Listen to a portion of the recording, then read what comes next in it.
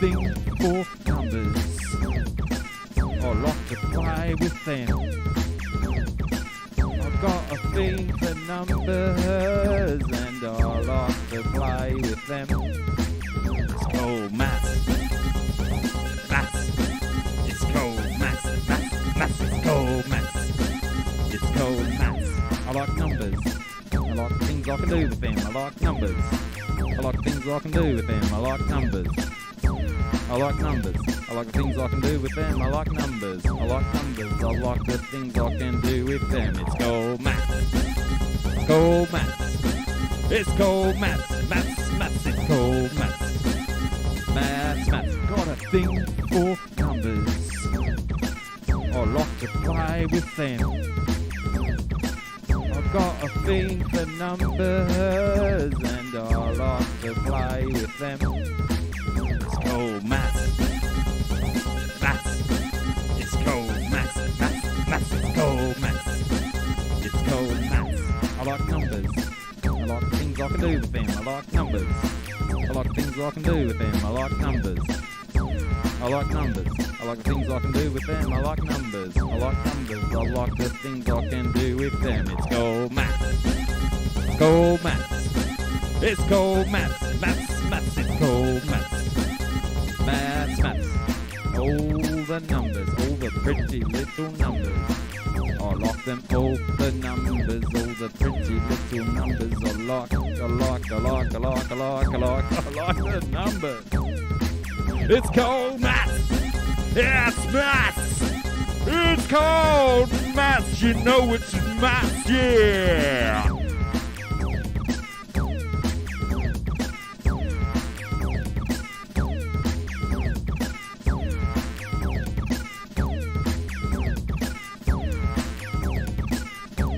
It's called maths. It's called maths. Called maths. It's called maths. It's called maths.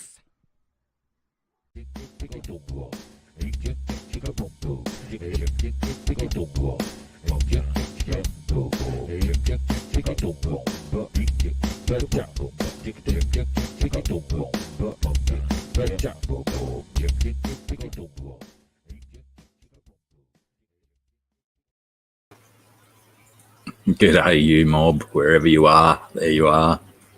Why do I look a bit fluffy?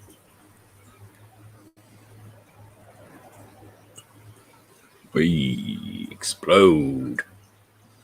Must be just the lighting. Maybe it's the reflection off that fridge. Anyway, g'day, peoples. How the devil are we? Yes, a little bit of a late start again. Had to organise parentals and make some lunch and stuff before deciding whether I actually started doing one or something. Yeah, I had a wash today, Paddy. But yeah, it must be humid because it's taking forever to dry upstairs. Paddy was first in today, earning the first bucket of kudos for Paddy in quite some time. James H, unfortunately second. Back to square one, mate. Huawei, how are you? And I did see someone else, didn't I? Two Dougs, both of the Dougs and GRB. G'day to you guys. Bit of that.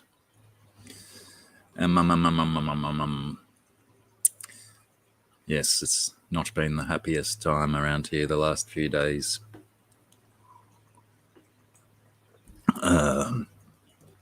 I had an auntie die. G'day, Shanna. How are you? An auntie died on Saturday of leukemia. My mum's sister, so she's a bit shook up about that. Funeral on Friday. Early in the day funeral too, which is going to be interesting getting to on time with the rate of pace that my father travels at. I.e. incredibly slow. And even cattle prods don't work. So yeah, it's no fun. But then we had a large family gathering on my father's side on the Sunday as well, which is loads and loads of people, very taxing on mum as well. But yeah, nice to catch up with family that you don't see all the time, and some that, bloody hell, there was a couple of people there I hadn't seen for maybe 10 years or more. But you get that when you've got a monster tribe like I have on both sides. BJ, how are you? Thanks, Shanna. And thanks, BJ. Yes. I completely had a train of thought lined up and then it just disappeared on me. Oh well, it'll be back maybe.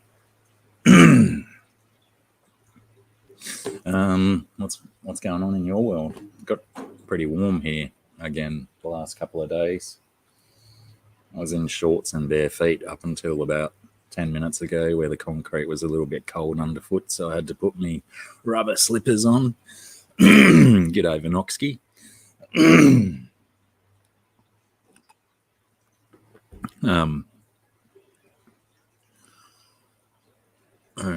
Warm-ish.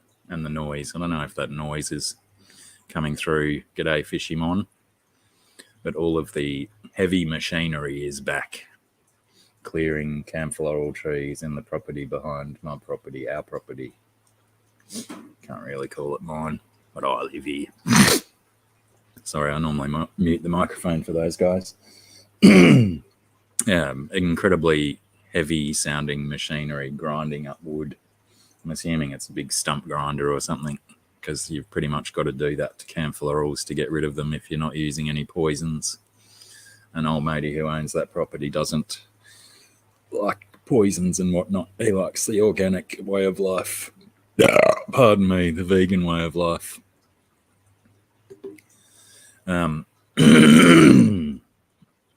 Crikey, nice and warm.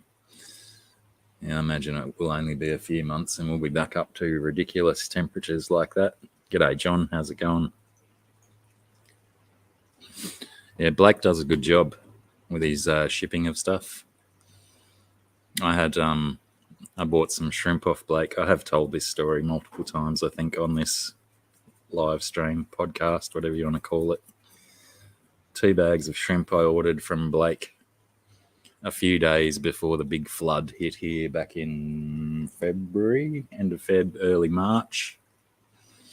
2 bags of shrimp spent 21 days in the post, 3 weeks on the dot. And one of the bags was pink soup, all gone. But the other one, everyone survived because there's little bits of plants and stuff in there, I can only assume, to deal with any ammonia and whatnot. But yeah, still pretty impressed that 1 bag completely full of survivors and loads of babies as well. He's a good lad, that Blake.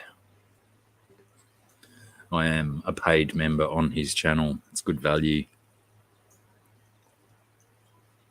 He's a very knowledgeable lad for the amount of time that he's been in the hobby. Underhose and a wet, but for the wrong reason.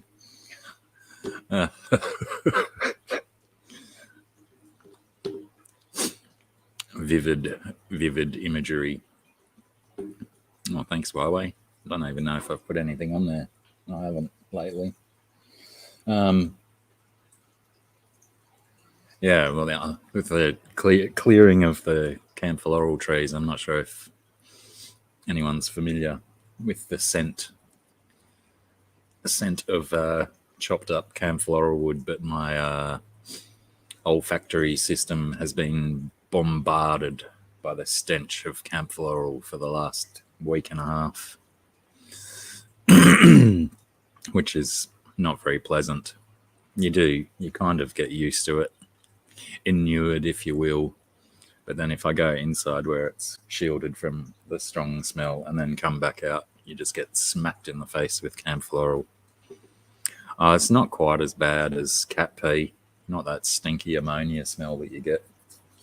They use it in like as an alternative to, what do you call it? Mothballs. You can use it in your cupboard to ward off cupboard parasites. No, pests. They're not parasites, are they?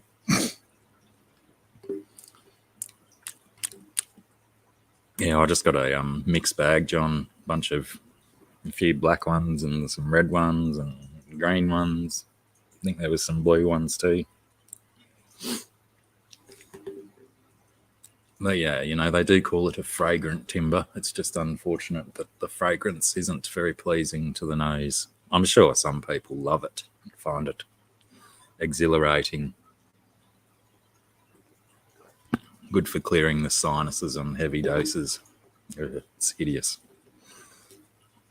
But yeah, they're a plague pest tree in this area. It's funny because a lot of people move to this area for how green and lovely it is, and then after a while you discover that most of the greenery is pest camp floral trees, which I think are native to China, and they seem to have thrived in this environment more than they do in their home country, because I think they get a hell of a lot more massive than they do in their native lands. I'm talking like 50, 60 foot high trees, maybe even higher. They've grown so big that they've obscured my view of the mountain out the back. I was asking the guy who owns the property if I could take down half a dozen trees to free up the view of the mountain, but no, he doesn't like the idea of me doing that. Sky Dancer, hello, how are you?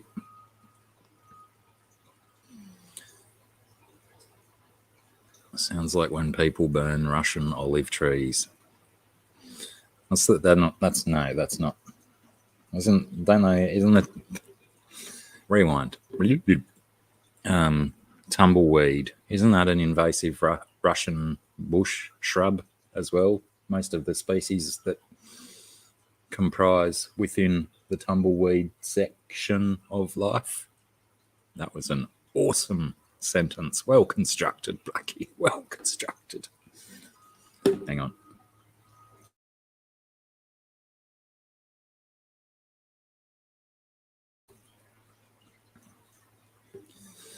Right up in the north New South Wales.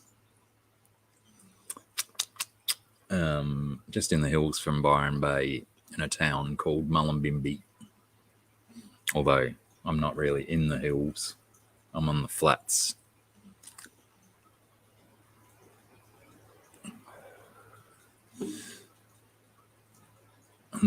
I suppose most people are quite familiar with Byron Bay, but not necessarily with Mullumbimby. What did you get? 503? Killifish. I've never kept any killifish. I'm not sure if they're readily available down here. They probably are.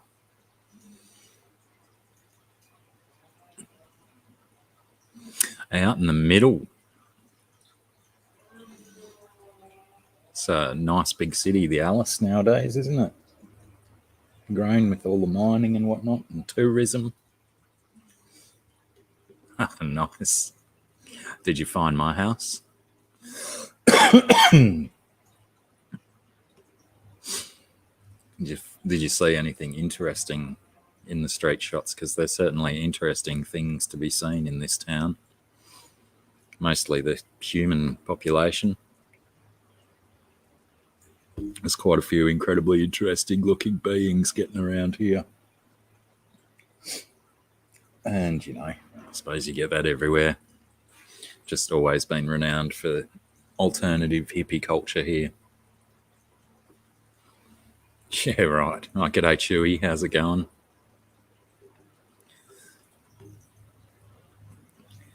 Yeah, there's a bit of that going on, is there? I think there's a few areas of the country that could do with a few extra police officers patrolling. Crikey, who got to name that?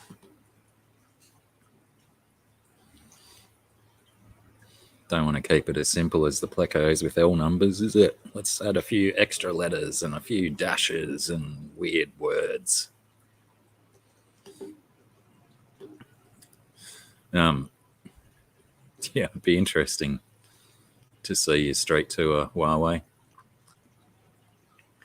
I'll email you my address so you can have a look at my street. I think that was the first one for the show.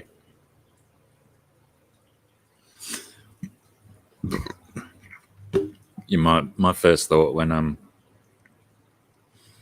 I see a police officer with a Glock, because not all of them use them around here, but it's obviously an option because some have them and some still have bloody 38 revolvers, probably dudes who have been in the service for a lot longer. But I think they've all moved to Glocks because they take a 17 bullet magazine, don't they? Bit better than a 6-shot revolver. And if you're in a high crime area, you probably need a few more bullets.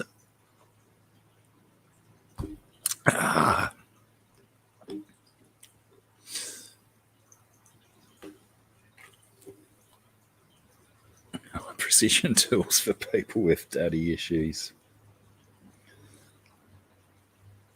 I don't know if I'm going to get any guests on here today. I think I've been too late for Joel.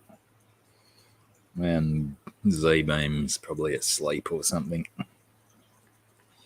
Resetting his body clock.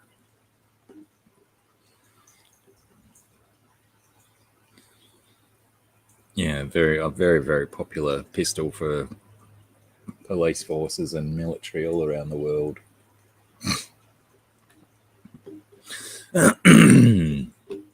And not that I know much about guns, and we can't have members of the public. It's illegal to have a semi-automatic handgun unless you require it for sport. I wouldn't be surprised if they might even start to lean towards eliminating the shooting sports from, Olympic Games, Winter Games, Summer Games, Commonwealth Games. Actually, I don't even know if there is any shooting in the Commonwealth Games, which are on at the moment in Birmingham in England.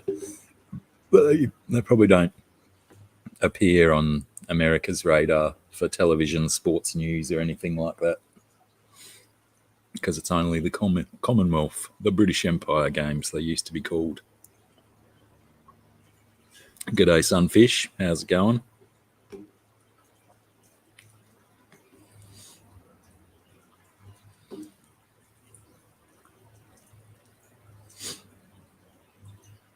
Yeah, we've got a shooters and fishers party, they're called, I believe. Yeah, so sports involving killing animals. I think that's what they represent. They got some pretty decent ideals. They're certainly into conservation and stuff as well, due to the fishing aspect of the party, I guess. I think they're still called shooters and fishers. Well, we got a few interesting ones down here. I should have kept a copy of the ballot paper from a recent election for some of the interesting names of some of the parties. I think there's even one still called the Sex Party,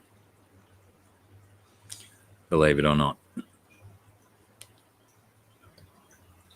I'm not 100% sure what their platform was. I'm not even sure if they still exist.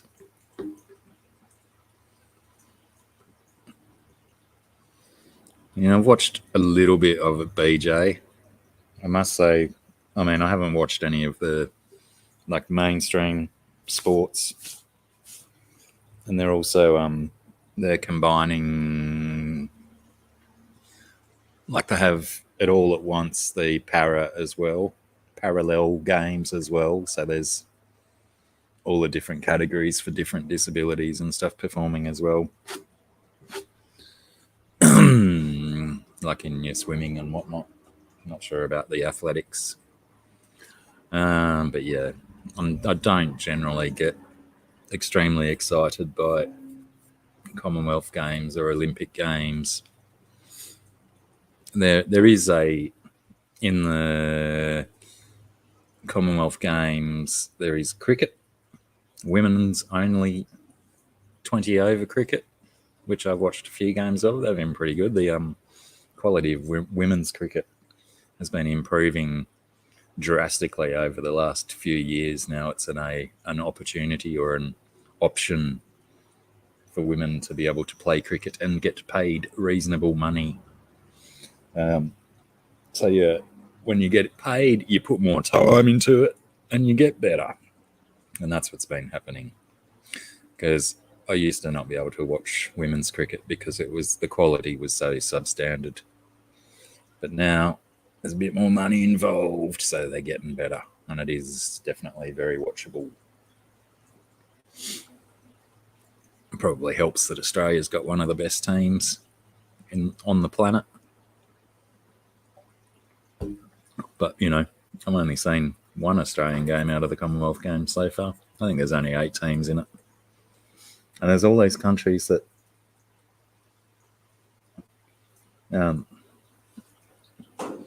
like India, they got independence from the Commonwealth in, I want to say 1953, maybe 1952, but they're still part of the Commonwealth, as is Pakistan and Sri Lanka. Yeah, I wasn't really aware that they're still considered part of the Commonwealth. Maybe they're not on paper, but if they, if everyone who went independent from the British Empire, was deemed no longer part of the Commonwealth Games, maybe they'd only have 3 countries vying for medals. Waiting for Australian women to do something that the men can't. Might be waiting a while. I know one thing that women can do that men can't. I know a couple of things. But, you might ruffle some feathers if you say those things out loud. A man can't menstruate. A man can't be pregnant.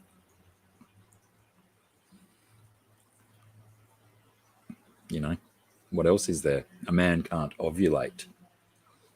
All seems to be tied in with the same region. But, those uniquely male things that you think are uniquely male, standing up to pee, a woman can do that.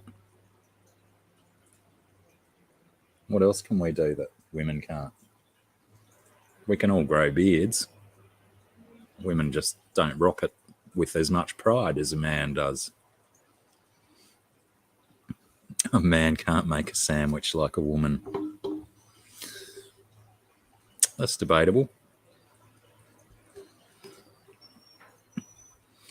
I don't even know if anyone plays ice hockey down here. There must be some ice rinks because kids do ice skate and stuff, but how much ice hockey goes on, not 100% sure. That'd be an interesting one to look into, actually. I'm going to Google it. Ice hockey in Australia.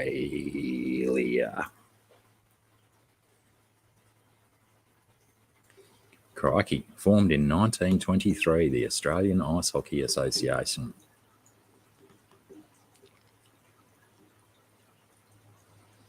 Relatively poor popularity.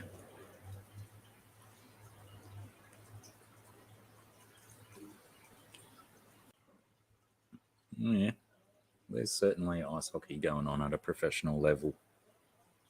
Do you think anyone would actually know that if that, what's that movie called? Cool Runnings. Oh, look out. Didn't even see him there. G'day. Hello there. How you doing? I'm okay, thanks.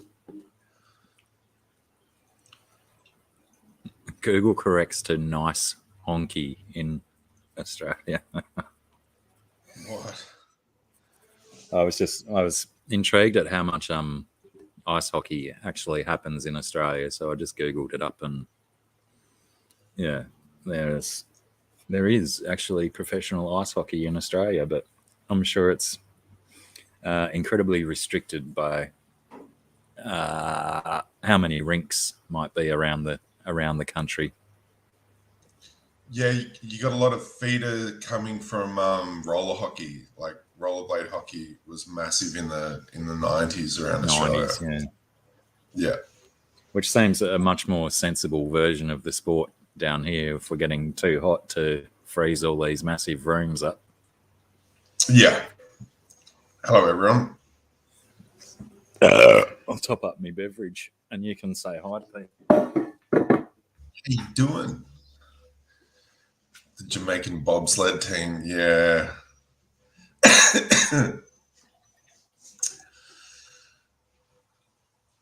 Bobsledding is pretty crazy. Yeah, you roller hockey to practice, absolutely. Bobsled and luge. Luge, yeah, that's pretty wild. Is it just the fact that you lay down in the luge? Yeah. Because bobsled, everyone's sitting up, aren't they? Yeah. Why are we always yelling? Yeah, one of our political parties is the Shooters, Fishers, and something else party. Or for gun rights. Yeah, I did say about them that they're because of the fishing side of it as well. They've got a mild conservation angle to their bits as well. Oh, for sure. I'm not 100% sure of any of their policy or anything like that, but if they want to keep fishing for the next 100 years, they've got to be a little bit concerned about the environment. Yeah. So what's been going on? Oh, we did a binge last 2 nights for Inhumans on Disney. That was quite interesting. Inhuman? Yeah, Inhumans. The series about a civilization that lived on the moon and in an invisible city under a dome, and they were quite advanced. And they had a really cool dog called what was the dog's name? Anyway, this giant dog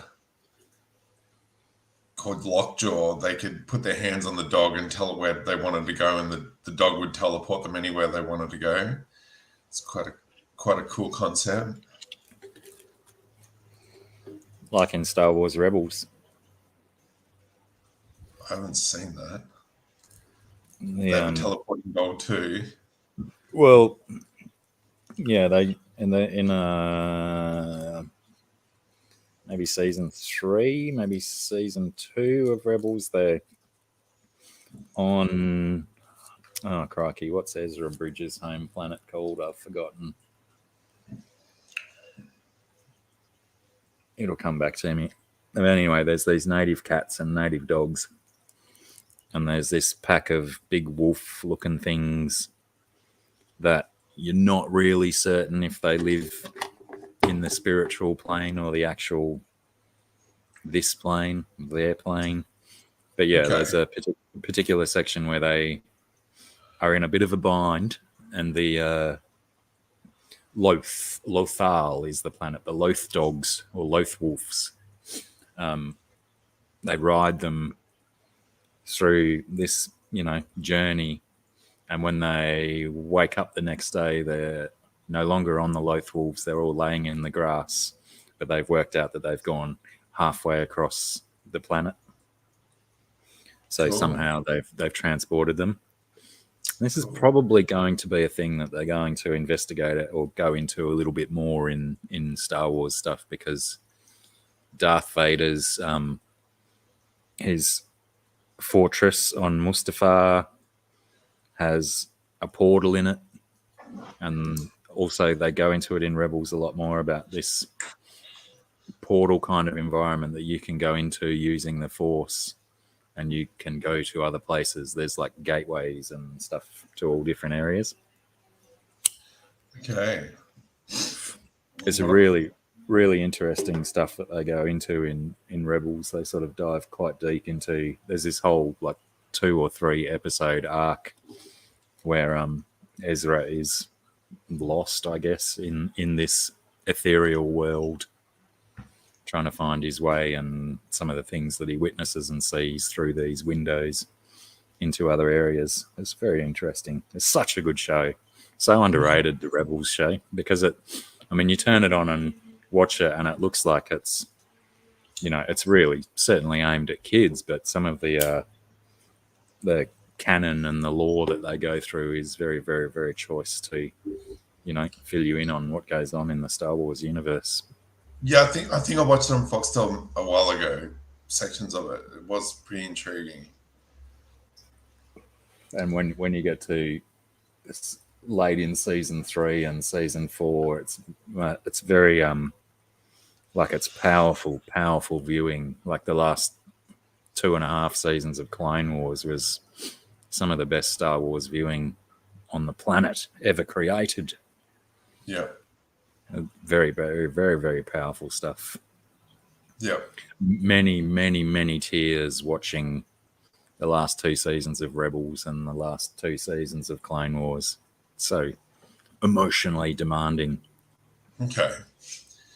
What else has been happening? On Monday, me and Emma celebrated our 22nd year anniversary of being together.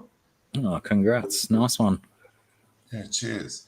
So we went to what is now North Byron Hotel, which used to be Sunrise Cellars. Got some nice beers, and Emma mentioned that it was our anniversary, so they gave us a free big bottle of Belgian red ale, like champagne. So we've got that in the fridge. And I got this beer from Netherlands called Bianca. That was a mango lassie goes. So it had lactose sugars in there that the yeast doesn't ferment, so it's quite sweet. Lassie's a drink made with yogurt, isn't it? Yogurt, yeah. This beer just blew my mind. I was just like, what the fuck? Like, so fucking delicious. So yeah, I got to get back over to Byron and buy as much of it that they've got left. This was that good. I was listening to the radio the other day, ABC radio for those playing along at home, and they were talking about the Writers' Festival, because apparently that's happening at the same venue as Splendor in the Grass just occurred at. Yeah. And they were talking about how pissed off people are getting about calling that place the North Byron Parklands because it's, 20 k's away from Byron or something. It's not Byron, no. Certainly not. And yeah, why can't they just call it Yolgan Parklands? Yeah. With the traditional owner's name of Yolgan. Yeah. It's so pretentious, I think. It is, yeah. Yes, they should change it. They most definitely should. Yeah. And what was another thing? People are talking about how trees are growing. My friend just found some, a couple of weeks ago, he found a branch of tallow wood and started shaving that down to its fat wood in the center. That was a pretty good find. But then just a day ago, Leo found a big slice of hoop pine. Oh, yeah.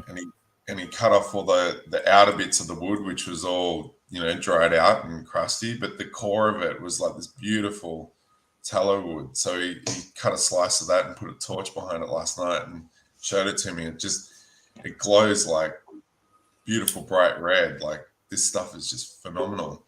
So he's going to make his slice. It's about, I think it was about 1.5 centimeters, the slice. Wow. And the light still penetrated enough to make it glow. Yeah. It's transparent. Wow. It's fantastic. Very rare. So I suggested that we get some chunks and maybe do some jewelry with it. And I said to him, maybe make some slices of it to do some scales for a knife, because he's right into knife culture and getting nice knives made. He said usually wood needs to be stabilized with resin, but I reckon this heartwood is is already stabilized with so much resins from the pine tree that it won't won't need much resin. But it looks best backlit, so maybe we'll make some cabs out of it, cabochons, or do like a tabletop with LED lights mounted underneath it. Yeah, it's not big enough to do a table, Righto. but getting some of the bits of wood, like some paneling done to set in silver, would be really cool. It's just such a rarity, and like the idea you could have a pendant, and if you're in dire straits, you could just use a knife and carve off a bit of your pendant to start a fire. Like, Yeah, right. Safety, you know. G'day, Pam. Chewy needs a lotto ticket. 1 in a million things happen. Well, I always say about one in a million chances happen 9 out of 10 times. Because they always seem to be, that descriptor always seems to be used for things that seem to happen much more than 1 in a million times.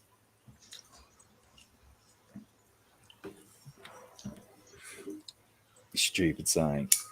Actually, I stole that from Terry Pratchett, I believe it was. Right. So we went to Elements, and that food there was just fucking awesome after the bottle shop. In Byron. Yeah, over in Byron. It already sounds too expensive for me. Oh man, it was delicious. And then last night, because we stayed up pretty late drinking beers, we were like, no, fuck this, we're not cooking dinner. So we went to the RSL, and that was just shocking. Who did I hear that went there recently? Anyway, someone might have been the ex and my sons and her parents went out to the Ari, and I think they all complained about their food, that it was terrible. Yeah. But that was some smorgasbord night or something. There was 80s cover band on in the back room, and yeah. So I wasn't sure if that was just, they just cheapened out and did a shit smorgasbord. But yeah, hearing you say that tends to back up that they're not doing so great. No, it was rubbish. We did the Bruns Bolo for lunch on Sunday, and I think it's been so long since I've had a bad meal at that place. Everything's good there. Nice. I ordered a roast pork off their specials board because I haven't had a roast pork for a while, and it was just, everything was perfect. The steamed veggies were nice. The cabbages made my farts smell great. And my food smelled shocking the next day. Yeah. And the pig was just cooked so nice. It was great. Cool. Actually, I will backtrack on that a little bit. Last time I was there, I had their biggest, fattest burger on there, but they use a smoky barbecue sauce on it. And I'm not a fan of that smoky flavor in a barbecue sauce. I like a sweet barbecue sauce mixed with some mustard or pickles or relish.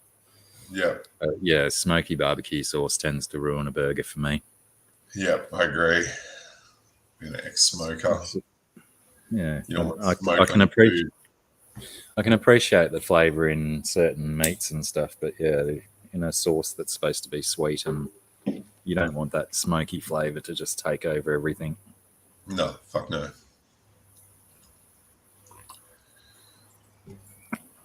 So it turned out to be an ear infection, Pam. I don't know if I've ever had one. Maybe as a small child. Painful. I can imagine. Very, very painful.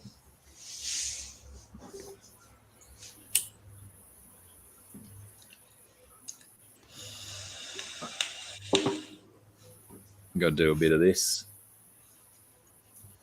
Kiwi. Isn't that shoe polish?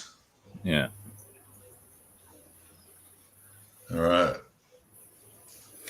Have a funeral to go to on Friday. Oh, no. And my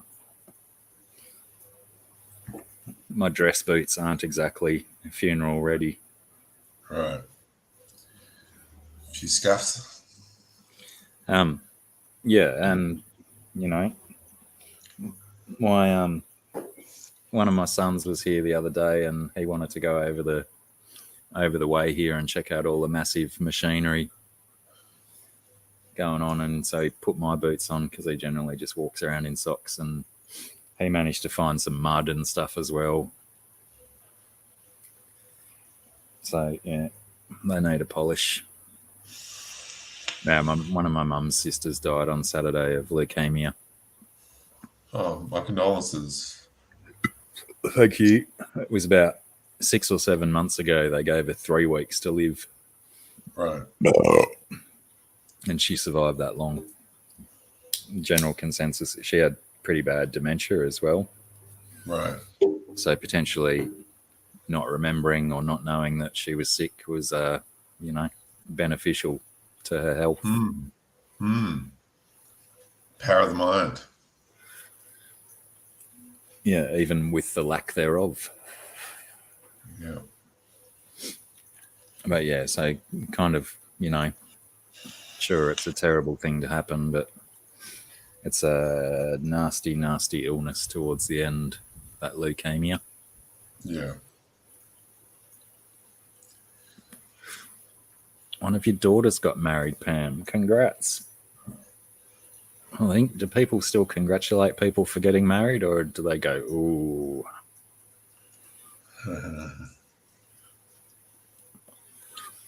Why are you acting like you don't know? Or was it a shotgun wedding, an eloption? That can't be word.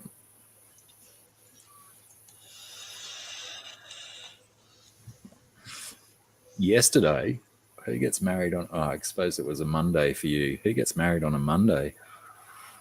Interesting. So progressive, these modern people. Oh, I got lucky with the stickers. No Darth Vader, but I got a TIE fighter. So I whacked that on the SU straight away. I was like, fuck yeah. Yeah, you got one too. Nice. Bit of Mando on the side. I got about 47 Mandos. Oh, really? Nice. So, yeah. Apparently this one, though, is not... I just assumed it was Marvel because it had a star on it. So I got 2 of them in the pile of your ones. Yeah. But, yeah, apparently it's... I don't know. What's it from, people? Is anyone familiar with this imagery? Fantasia. Yeah, it's got to be one of the Disney ones, isn't it? I think it's from Fantasia or Dumbo or something, but they didn't do Dumbo. Well, what I did find funny as well was that the Spider-Man one is Spider-Gwen. Yeah, there is a Spider-Man one as well. Oh, is there?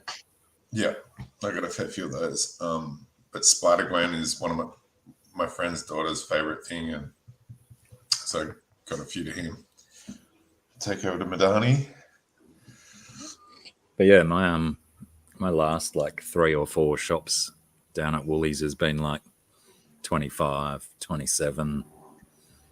And, some of the ladies are quite generous, but some of these young girls that hang out at self-serve, they not necessarily, they're following the rules to keep their job probably, but all the jaded old people that don't really enjoy their job at that place, I'd spend $33 in a shop and someone would hand me 9 or 10 or ridiculous amounts, way more than I deserved. Right. But yeah, I guess that kind of goes with the territory of having worked at that place as well, that they might just be saying, oh, we were friends at one time, so I'm going to help you out. Nice.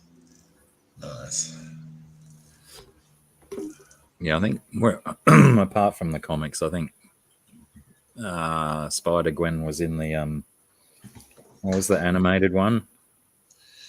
Into the Spider-Verse. Into the Spider-Verse, yeah. She was the main character in that, wasn't she?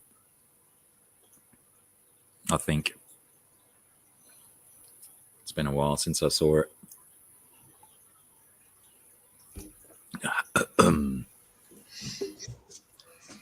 Yeah, maybe it's the ball from Pixar. Could be. Yeah, I'm not familiar with it. I'll have to look up those lists on their website of what each one is. Right. if I really gave a stuff, I would have already looked for this.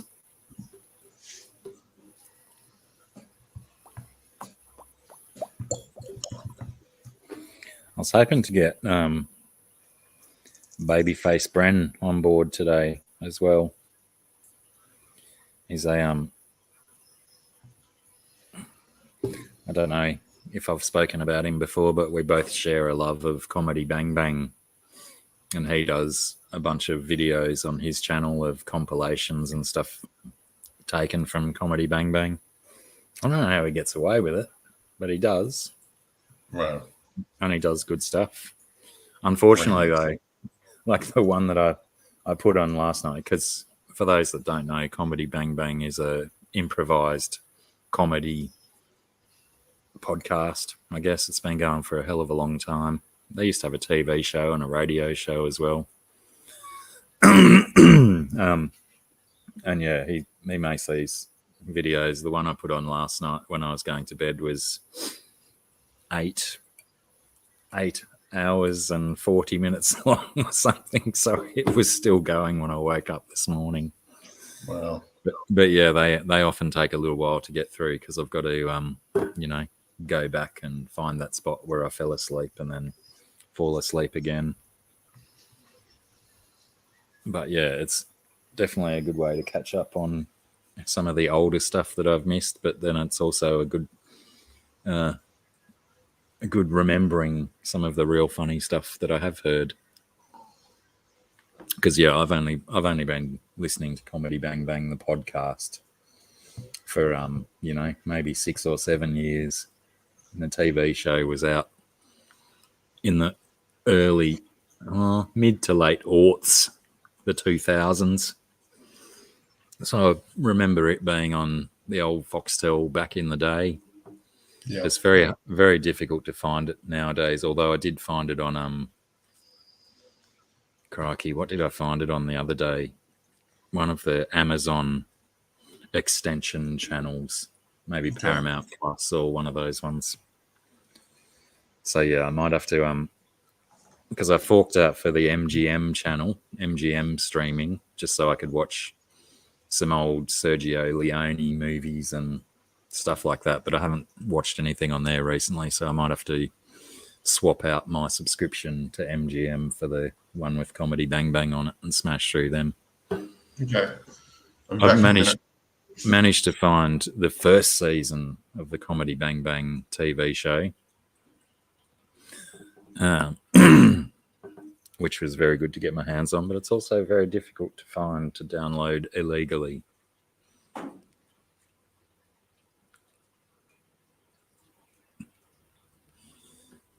The kids at 9 and 10 years old have been allowed to watch Stranger Things, though. Too young to watch Stranger Things. Yeah, some of the stuff in Stranger Things is pretty brutal. But, my oldest son was playing Doom at age 4 or something. I think I first introduced him to Doom. Some would say that's a little bit too young to be engaged in violent video gaming. I wish you could see it too, BJ. That's one of my favourite things ever. Especially sometimes they get the right combinations of comedians or players, and certain people work outstandingly together and others not necessarily so good. But for the most part, every episode is enjoyable and is available as a podcast every Sunday night in the States. I'm not sure if it's not. It gets to me generally by 3 o'clock on a Monday afternoon is generally about when I start listening to the podcast. Yeah, Scott Aukerman's a very funny guy. Paul F. Tompkins is a very funny guy. Who else? Lily Sullivan. She's fantastic. You might know her from the Righteous Gemstones. She played the daughter of the family. Tim Boltz, he's very funny. He's got some amazing characters. But yeah, it's very, very funny people on there. Another one I've got back into recently is Off Book, the Improvised musical podcast. Improvising comedy is one thing, but then improvising musicals on the fly is pretty impressive to listen to.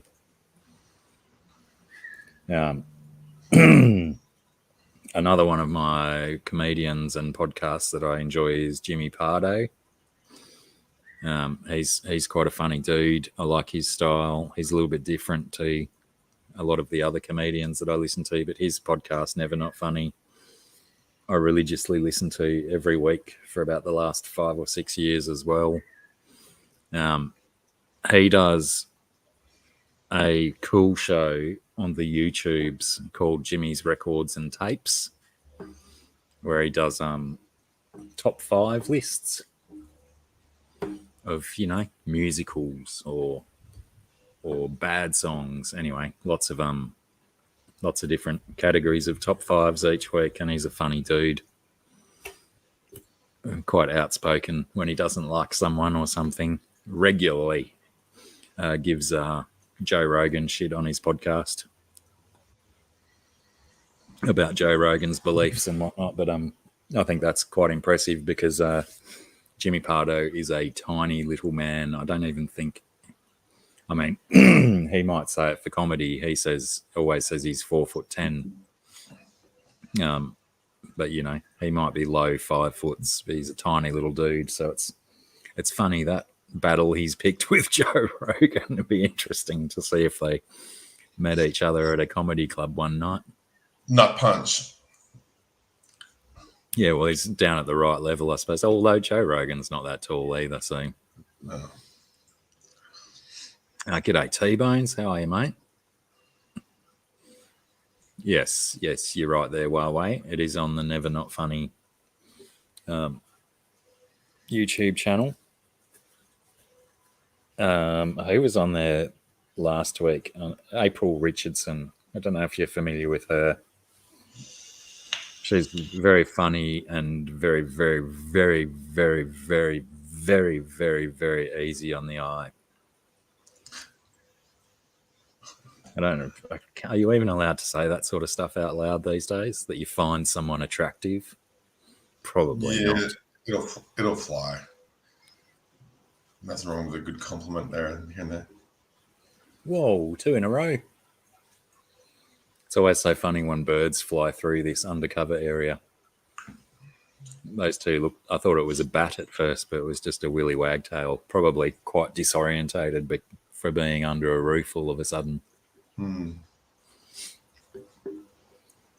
had a grey fantail has been hanging around. It's another bird, a little bit smaller than a willy wagtail, but looks very similar.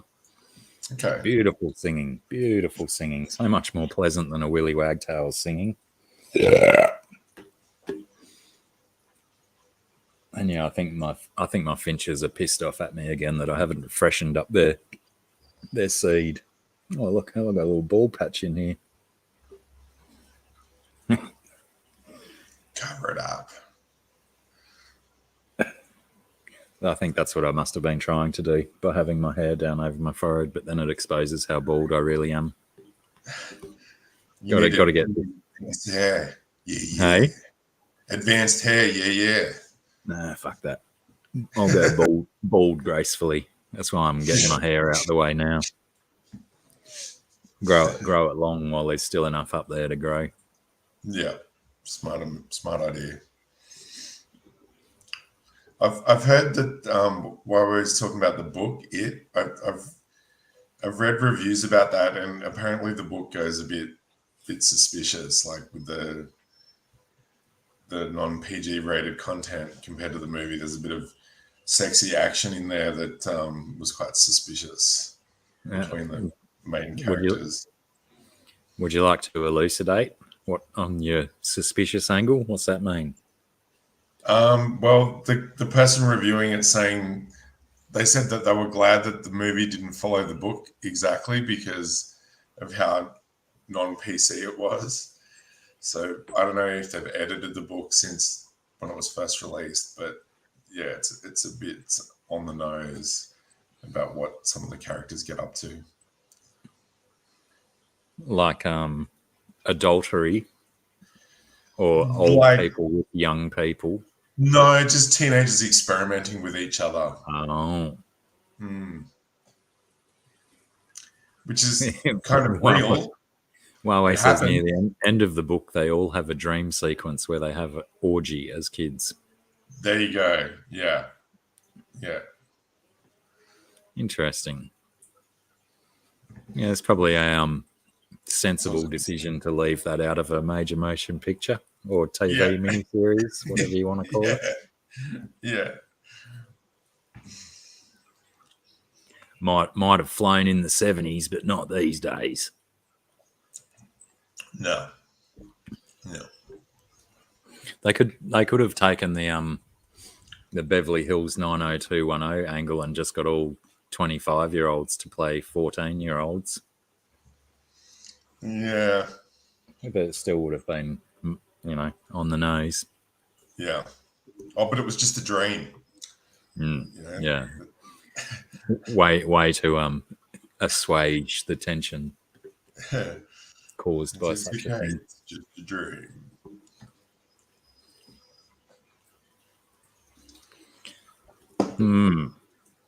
Well, all those messed up things that come out of that dude's head. Why not involve a minor orgy, as it were? An orgy of minors is what I meant. No orgy's ever minor, is it? They're always full on. All the ones I've been to have been amazingly full on. I wouldn't know. Nor would I. That's what we call in the business a lie. I wouldn't know. What else? Got your koalas back yet?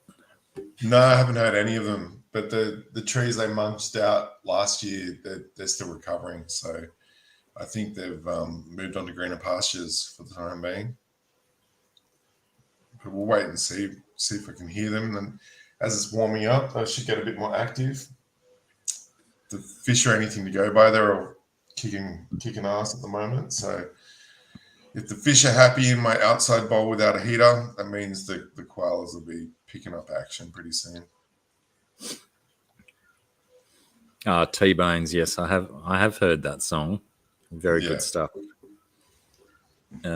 It's so good, in fact, that I would recommend that Huawei or GRB sling a link into the chat for those who haven't seen it. I think we've done that before for that song. I think I've had a link in the chat before, so people may remind me that I've done that before, but, someone might be here that wasn't here that day. But yeah, good value. I've been doing lots of crocodile videos and shark videos and orca videos. Thanks, Huawei. That's the stuff. Yeah,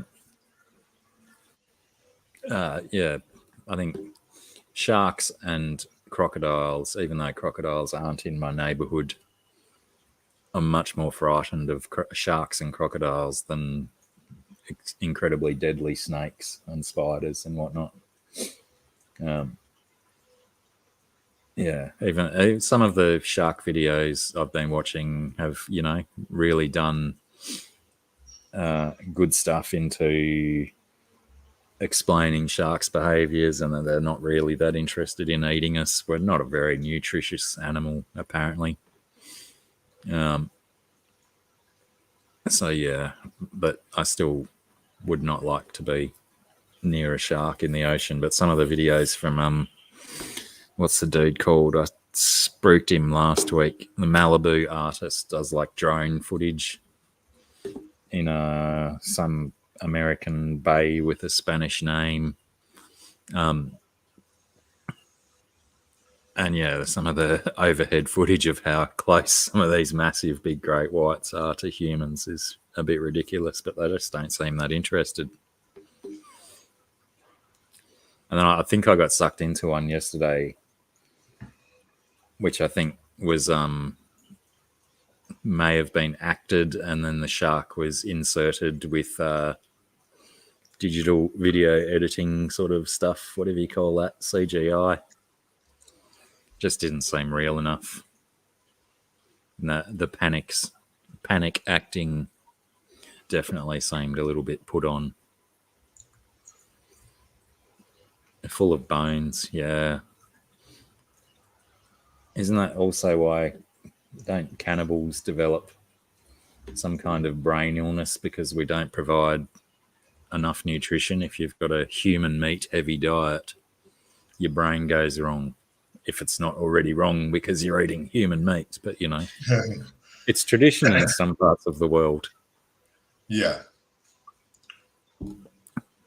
Something goes wrong in your brain anyway because of a particular something that we either have too much of or not enough of.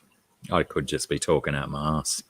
No, if you don't get enough fat content and you're just surviving on protein, you do end up with the shakes.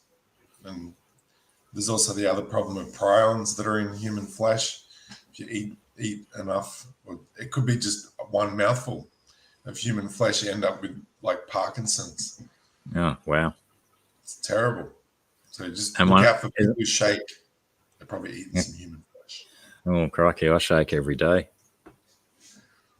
That's probably the stillest I've been for ages. I think mine may have a little bit to do with alcohol consumption, though, more than the potential of having Parkinson's. Yeah, probably. If you've been watching Shark Week, Skydancer, check out the Malibu Artist on YouTube. There's some awesome footage. Some of his what do you call it? Narrations are a little bit tedious, and sometimes he does sound a little bit what's that word? Holier than thou. But you know, he's awesome footage, and he's going in the right direction. G'day, Gaffer. How are you? Yeah, that explains his dementia. Too much human flesh, Gaff. But yeah, they say that about rabbit as well. That if your diet consists mostly of rabbit, you can starve because there's not enough of a fat to protein ratio. Yeah. And the brain is a fatty organ. It needs fat. You need to eat oil. They reckon it's 90% water too, the brain. I don't understand how that's possible when it's so dense. They recently, some fringe scientists dealing with cosmology just basically threw the book at the whole dark matter theory, saying that dark matter is a lie and dark energy is just a fucking ruse because information has mass. So the more information that's stacked in a system, the denser it becomes. And that fits in with this other theory about how the human brain doesn't just stack information in 3 dimensions. It actually can hyperthread into 11 dimensions, which is pretty fucking crazy. But that would mean that people who think a lot, they have a whole lot more density in their brain matter, and the head makes up quite a, it uses, I think it's like 80% of the body's energy, something really high up there. So, people's weight might be affected by how much their brain works. They say that your head can be 4 degrees warmer than the rest of your body, and that's why you can, successfully have your head outside the blankets when you sleep at night. Yeah, you stick your arm out for 10 minutes and you might freeze. Yeah. Yeah. But yeah, your head's running at a much higher temperature. Zenny the ginger. Long time no see, love. Welcome back. Love. C23 as well. Clarence. How are you, lad? Not to big note myself or anything, but Have a guess how much I weigh, Blacky? 92 kilos. 114.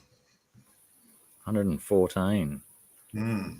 Arr, Caleb's here too. Hello, buddy. How are you, mate? Calls me Pirate Boy for a long time now. Actually, you've just inspired me. What did you say? 114. Yeah. I reckon there's a possibility I might be lighter than you at the moment. I do have a full bladder though, but I'm going to go. Okay. I've got a set of scales over here. It's holding up my my wrapped camera at the moment. I'll go and move it and see how much I'm Come on, weighing. champion, weigh in. Do the weigh in. Believe it or not, I've been losing weight, but I've been gaining muscle mass. It feels good.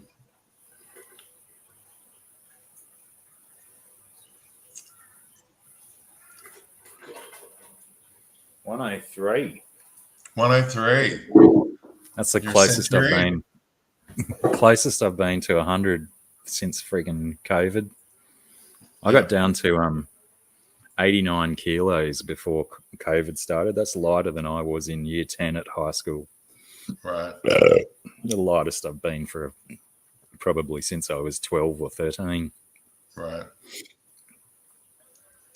Yeah. But yeah, COVID did wonders for putting a whole bunch of weight back on me. I just consistently smashed weights through the whole lot of it and losing my gut, putting on weight on my shoulders and my back. I think I need to do some core exercises because, my back's not feeling too happy with all this extra weight up there. Up top, yeah. A bit of imbalance. Yeah. Yeah, that's potentially my biggest concern is that I just haven't been active enough. So I could just be losing muscle tone. And as we all know, muscle weighs more than fat. So if you lose your muscles, you're probably going to be a lot lighter, but still look fat. Yeah. Oh, there we go. Gaffer's saying basically the same thing. Yeah. So yeah, I got to, now that I'm down to a manageable level, because when you're, 115 to 120 kilograms, push-ups and sit-ups are that much more arduous to complete. Yeah.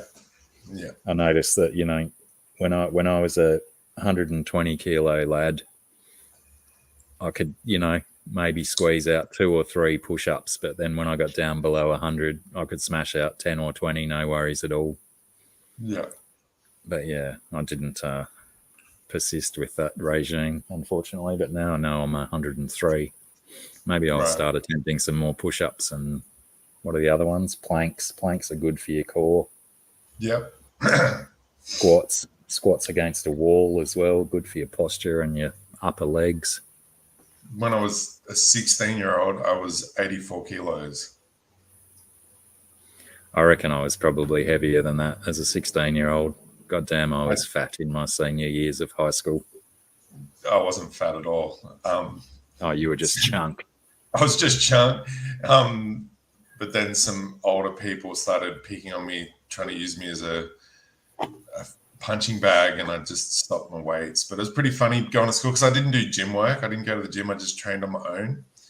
But I got to school one day and we had a PE class, and the teacher's like, okay, I want to see you do all 20 push-ups, and everyone was like complaining. I'm like, easy, I'll do it. And that'd be easy, did it. And then I said, look, I'll do 100 push-ups with my friend. Sitting on your back. Sitting on my back. And they were bullshit. You're not going to do that. I smashed it out easily. It's just all over it. It was hilarious. Christy, Were you sportsing, or were you just training for your own benefit? It started off as rugby league, but then I quit playing sports because I didn't want to take the knocks. I just wanted to have a fitter body. So, bike riding twice a week, doing 10K rides, and then weights 3 nights a week. And, it was pretty difficult to get to that size on a pretty cheap diet. But, carb loading the night before and then smashing out the next day. It's a big thing. Getting stoned and munching hard on pasta, that gives you a lot of energy. Yeah. especially the getting stoned part, let alone the carbos.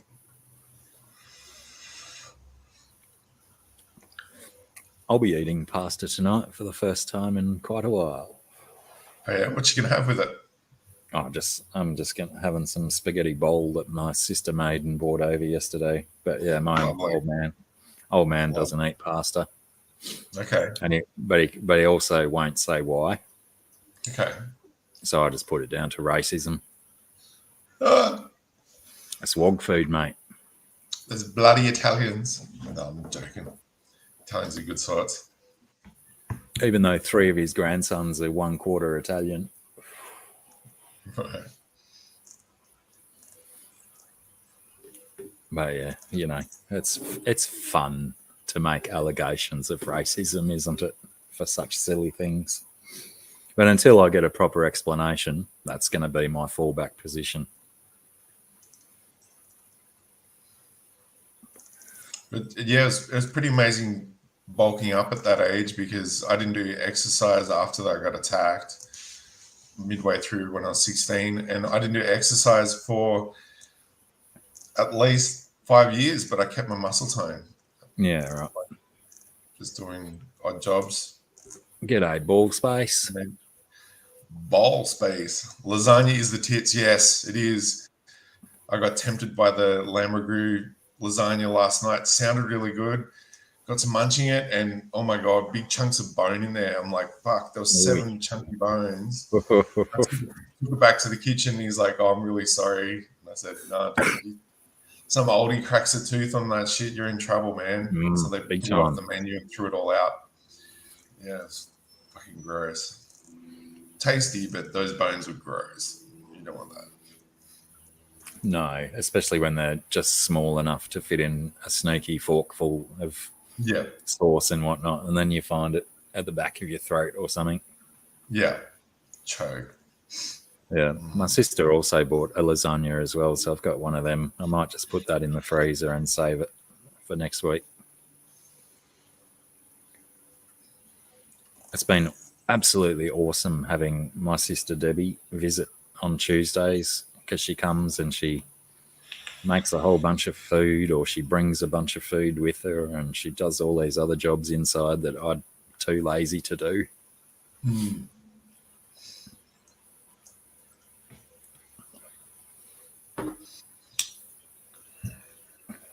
Chewy, do you watch Jimmy's records and tapes on YouTube? I'm sure you'd be interested in some of the shit that he goes on with if you can handle Jimmy Pardo's comedy.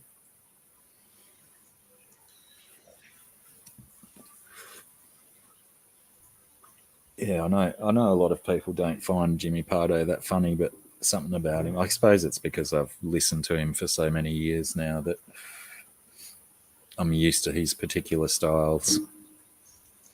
Good fun podcast though, never not funny, every Thursday in Australia, so I'm assuming Wednesdays in the US. I'm gonna grab a beer. I'll be back in a sec. All right, I'll wait because I'm busting for a piss and my drink's empty too. Absolutely ballsack. I mean ball space. I was only just saying that to Deb last night.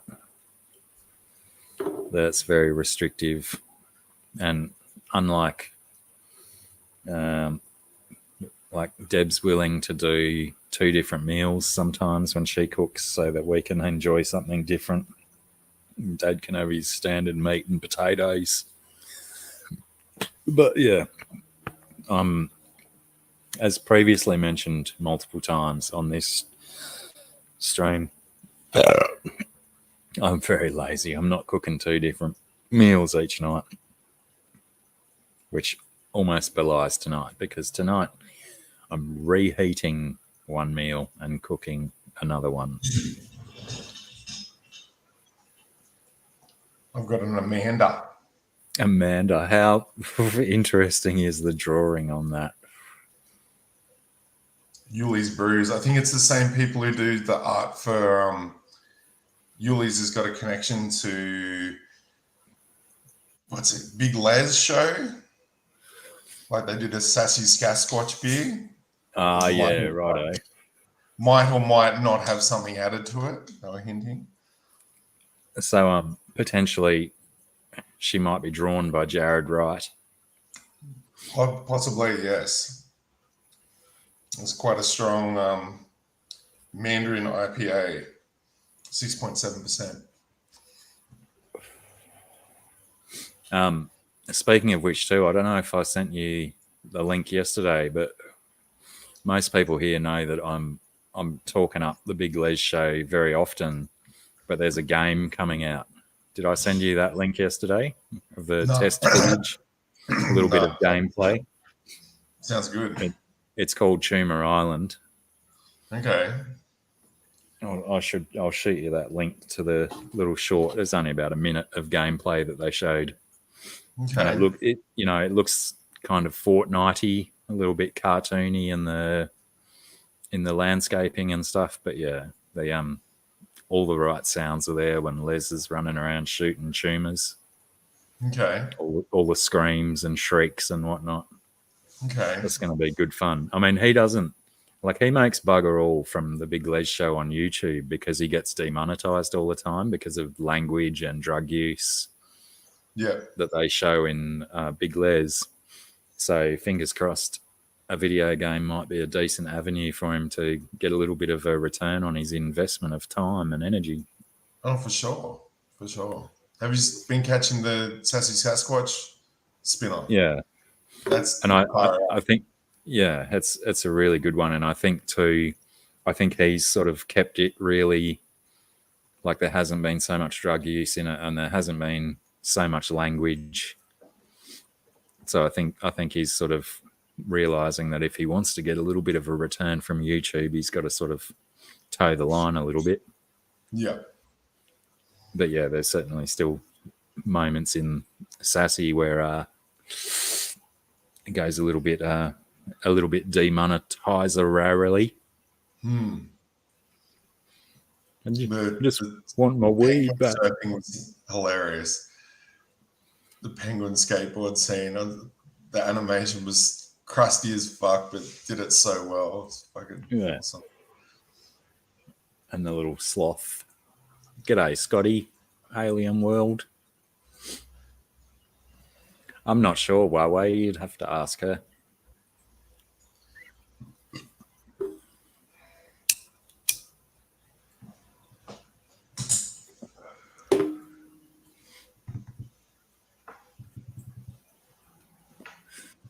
But yeah, if you haven't seen the Big Les show, I know I've said it a billion times on this podcast. I keep calling it a podcast now, and I haven't even aligned it with a podcast network. Yeah, check it out. You can do someone. I'm assuming it's the Big Les show YouTube channel itself has an actual chronological, so you can watch all of the episodes in the right time, because I think the Mike Nolan show actually comes chronologically before the Big Les show. So you got to watch the Mike Nolan show first, and then through Big Les, all the Tumor Island episodes. And then Sassy. I'm pretty sure they'll fit Sassy in at the end, not the beginning. See you soon, Sky Dancer. Thanks for hanging out. Bye-bye.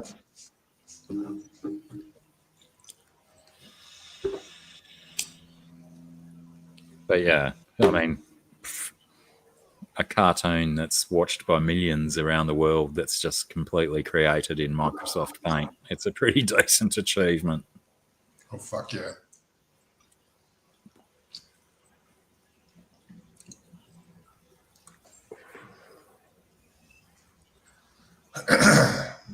I got a 176 scale drift car on the way from China. Tiny little thing's got a built-in gyro. So the more sideways pitch it's got, it auto corrects the steering. Wow. It'll be so fun to drive. Can't wait for that little puppy to get here. Yeah, it's wicked. You haven't seen the other ones, have you? Oh, yeah, you've showed me some of your Matchbox car size ones, but not ones Well, I assume a 176 scale is a little bit smaller than a Hot Wheels or a Matchbox. It is, yeah, it is. They pack in the technology. That's for sure. No doubt. Just going to go and wrestle a crocodile quickly and top up my bev. No worries.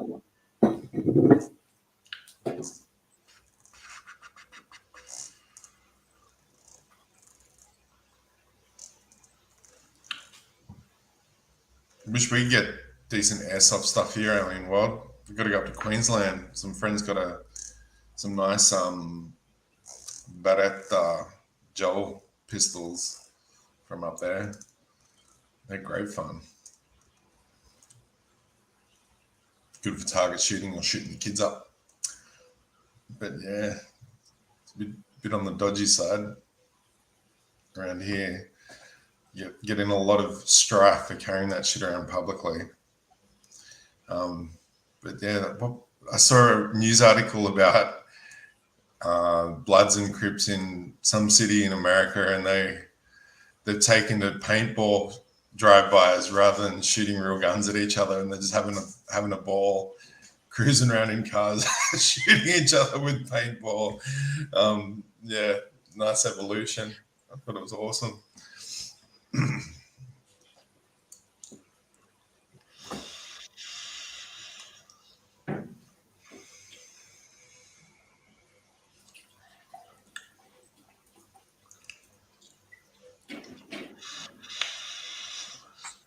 Thanks for the links, GRB.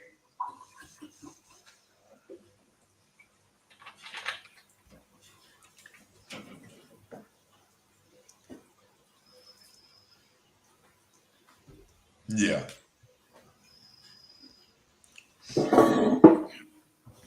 I used a carpet python as the thumbnail today. I've had the last 2 or 3 weeks. I've had a nice big 7-foot one hanging out outside my bathroom window. Comes out to bask each morning. Yep. Magnificent creatures. Nice big head on it too.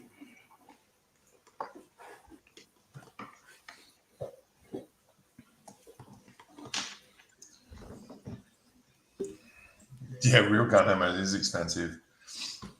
I come up with a panacea for the world, and if all lead bullets were outlawed and they had to be silver or gold at least, with an inlaid diamond in the tip, each bullet would cost at least a couple of $100, and people would be way more careful with what they were shooting. Yeah, very much so.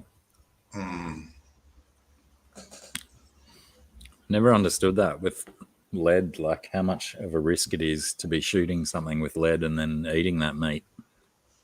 I suppose the concentration would be quite tiny, wouldn't it? Yeah, you fish it out. Yeah. The ricochets are real. Yeah, absolutely. But what ammunition does your airsoft stuff use? Is it still lead slugs like a BB, or are they plastic or something? The plastic, and then there's gel blasters, which it's like a plastic that's been aqueous, so it draws in water and shatters on impact. I think they're biodegradable too. Yeah, and paintball. apparently. Yeah, plastic uses pellets. Yeah, BBs, plastic BBs. I got a 1/16 Panzer tank years ago, and I just chucked it out because I was just sick of it a couple of weeks ago. But it had a airsoft turret on it. It was fucking rad. But the problem is they knew that it was illegal in Australia, so basically the quality control at the factory would mark the ones that had faulty shooting mechanisms and just glue the switch to off the off position and glue the turret down where you meant to load the ammo and sell it to the Australian market. So first thing I did when I got it here got it home was pry it open, cut it open, and try to get the loader to work. And I'd get a few shots out of it, but it needed to be manually loaded. The screw in the hopper wouldn't load more bullets automatically. But yeah, that was fun for about an hour. There goes $400. It's fucking stupid of me. But anyway. G'day, But it had, Kiwi, anyway. it had a smoke machine in it too, little vaporizer. Yeah, right. And the I was wondering about that the other day because when I was a kid, I had like a steam train toy, train set thing, and it made the smoke as well. And then I was wondering, what do they use? How do they do it? And was it super toxic for kids to be sniffing in that smoke? propylene glycol or vegetable glycerin, same stuff that's in the vapes, basically. How do they make it smoke? Just expose it to a small electrical element. Little heating element, yeah.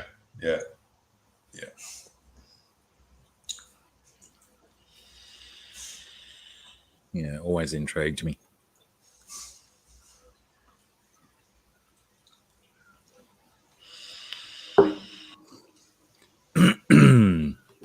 Oh yeah, give us a link for Alien World Airsoft's YouTube channel, please, mods. There's some very fun videos of Scotty shooting things in his backyard, mostly targets. Sometimes the occasional soft drink bottle. I'm not sure if he's done the I've requested a can of soft drink shaken up like a fury. Yeah, they probably did Huawei. It was probably something super toxic, but I tend to go with Z-Beam's reasoning. He knows chemicals and whatnot. Yeah, mine came with a bottle of smoke solution, and it was just vegetable glycerin, basically. Had the same slightly sweet smell that propylene glycol has and vegetable glycerin has. So I'd say it's totally the smoke machine stuff. It does also make me think of when Veggie oil.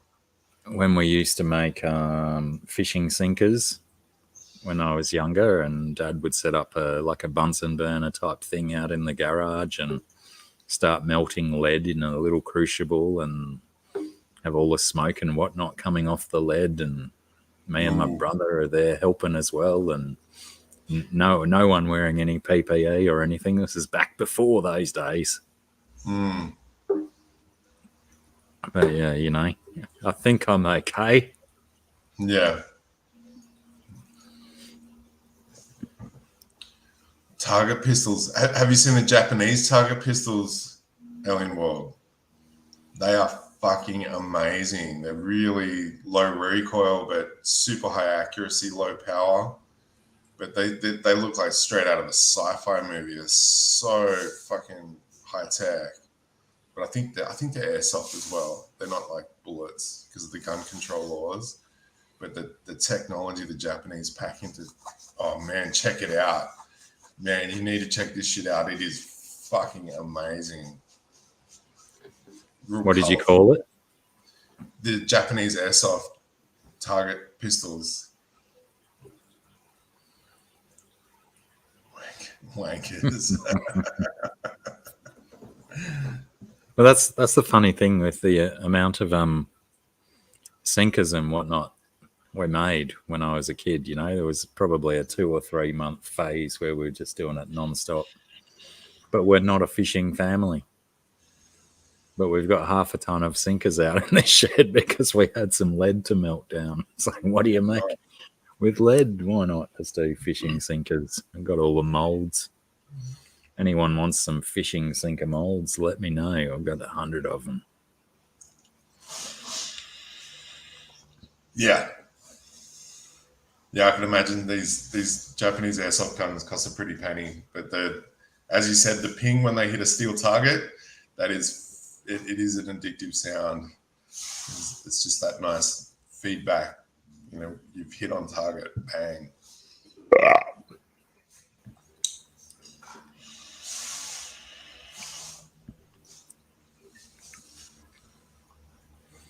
Lol. I looked up Japanese airsoft and there's a dude in a Predator outfit playing airsoft. Nice. But yeah, most of what I see is just Japanese people doing airsoft stuff.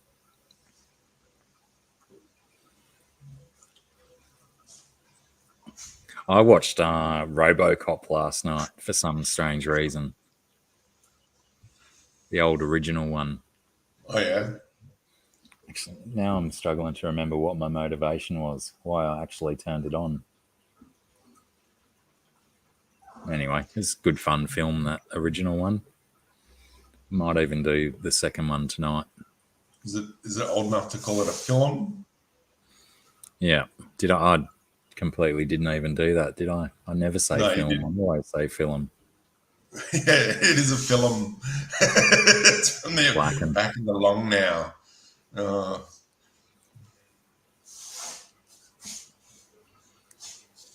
It's a unspoken rule. If they've made a remake of it, the original becomes a film.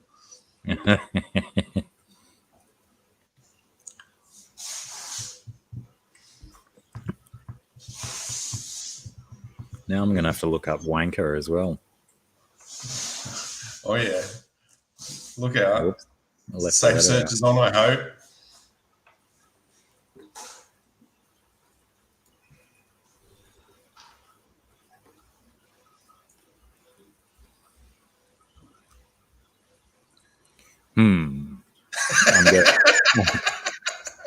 I'm getting lots of pictures with a W and a traditional drawing of a ship's anchor beside it. Okay. You're a W anchor. Right. I think I've just been had by GRB. Oh no, maybe not. Can't copy and paste that from here.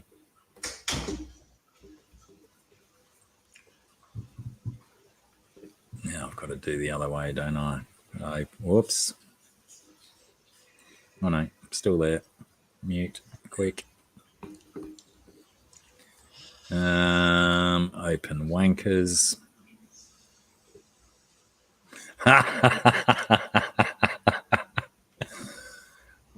Brilliant. I recommend everyone follows that link that JRP just put in the chat. That's brilliant.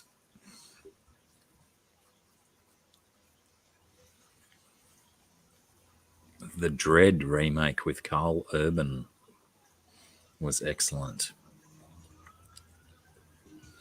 I'm not even familiar with The Dread, but if it's a remake, I assume it's an old film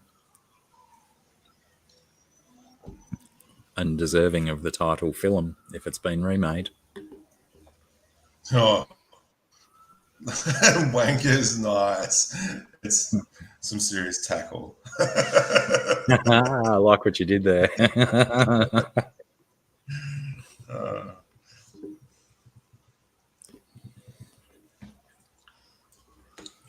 fire out the tunnel road.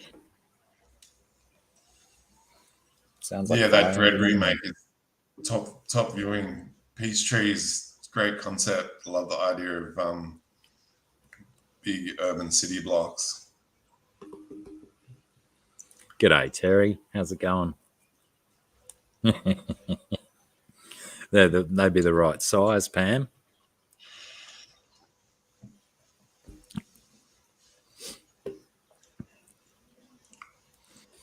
When was Carl Urban's Judge Dredd out? Oh, a good 6 years ago, I think. Yeah, right. It's really good. That I saw it. It was what? It was really good. Yeah. Good fun. I just wish there was more of it. You know, I want to see Dredd on the weekly. You know, that's just such a great universe, especially from the 2000 AD comics. They got such a lot of source material, especially when they get into all the like the council of all the mega city judges, and they all get together and they all have different iconography. So Dredd has eagle iconography because he's in America, but what I remember really well was the African judges and their lion shoulder piece is just fucking off its head. It was really good. Sly's version got toileted, didn't it? No one liked it. Yep. No, shit. It was shit. Yeah, was more aligned with the comics than just Stallone's one for sure. Whereas Stallone's one was very Hollywood. Yeah. Didn't have the rawness. And that was back in the day when people, they weren't just necessarily complaining because it didn't align with the comics and whatnot. No. You know, people just complained because it was a shit piece of cinema. Yeah. Nowadays, if you take a misstep from the comics, you know, story arc or whatever, you get dragged across the coals. Mm.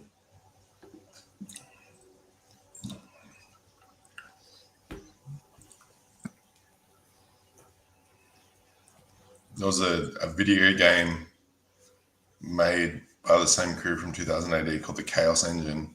One of the most difficult Sega Genesis Mega Drive games I ever played. So brutal. Which was it? The Chaos Engine.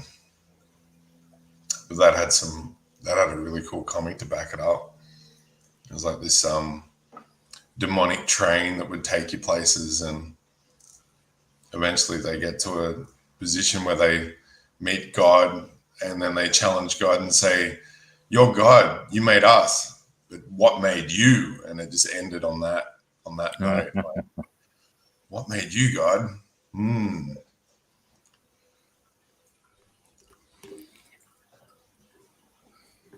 Scotty just sent me a picture of Robocop toy. Oh yeah. Missing an arm though. Okay. It's like,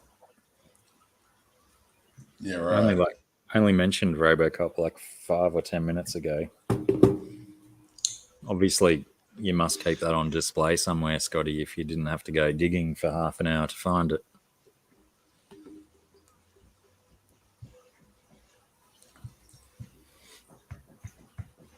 Yeah, Abel used to go to his high school library, and now I've forgotten the name.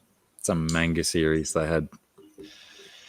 That's exactly it, Ball Space. That is why I went and watched Robocop, because I saw the preview thingy for the game coming out on the YouTubes. Tokyo Ghoul. They used to have the entire collection in the Mullum High School library. But yeah, I think Abel owns most of them now through ill-gotten means.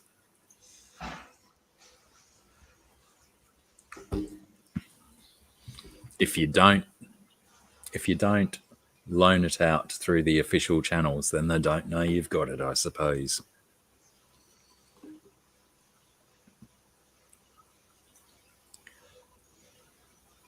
Which story, Chewy? The Chaos Engine's train that takes them places. Ah, right. And what's that other train one that's a story, a TV show about? It's the whole train's divided into social castes and stuff.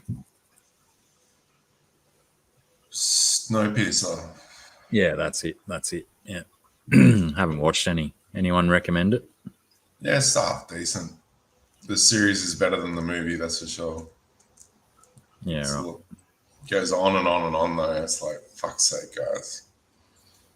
But yeah, it's pretty dark, pretty grim, and the space doesn't match up. You know, like you got scenes where the carriage is way bigger than what would fit on a train. Yeah, right. The whole idea of the logistics of building a train track that goes all around the planet is just like, oh, I'm not buying it, guys. That's not possible. Yeah, the TV show is a bit better than the movie. The movie is good, but because it's succinct. But the darkness they present in the movie is just a bit savage. No spoilers from me. The darkness being the social hierarchies or other nasty stuff. The twist at the very end is just like that's really fucked up. Like, yeah, it's not cool. Not cool at all. Huawei says he recommends the movie but hasn't seen the TV show. And did you just say the opposite? TV show is good compared to the movie? Yeah, it's got more meat on its bones. There's more of a time to present a story, but then because they're doing filler for a series, it just has a tendency to go on and on and on. They've got some pretty cool fucking concepts that they present, but you know, then there's the human drama, which is kind of like, you know, this is going to be tedious. Bloody humans. Oh, Rick and Morty, that's another one I've got to catch up on. They've got new episodes, haven't they? And then there's is there a series out of the Vanguard? I think it's called Vanguard 2. Not sure. I think I saw a couple of them pop up on my YouTube yesterday that might need watching. But yeah, I'm not sure if that's different to I'm not sure if it's different to the TV series or how it ties in.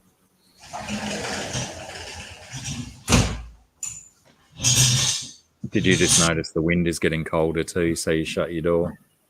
Yep. Yeah. That's on. Yeah. It was like a pretty instant change, wasn't it? My entirety of my legs are covered in goosebumps now because the wind, we clouded over a little bit and the wind just got 4 degrees cooler. Yeah. Yeah.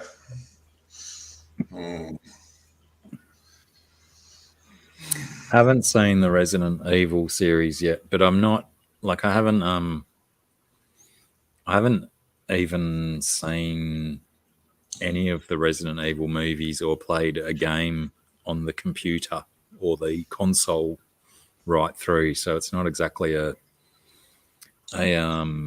franchise that I'm entirely familiar with. I think I think the first Resident Evil movie where the dude got sliced into square pieces by that laser thing that moved through that was a train carriage too, wasn't it? Maybe. There was a movie called The Cube, and that I think something similar happened as well. Lasers chopping someone up. I think it was in the 3D movie height, so you got to see all the pieces. Yeah, right. I do. I could be conflating the two because I do remember watching the first Cube movie. I think it had Jennifer Lopez in it. Did it?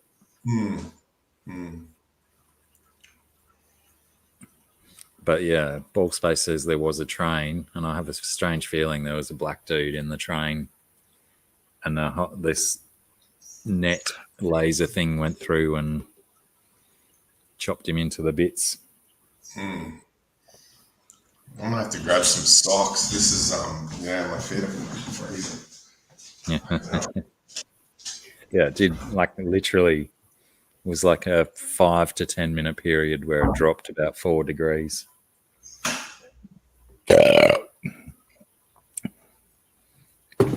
Because I may also have to grab socks and potentially some pants that cover more than my thighs. Yeah, I think that's the only one I've seen Huawei, so I'm pretty sure that's where I saw it.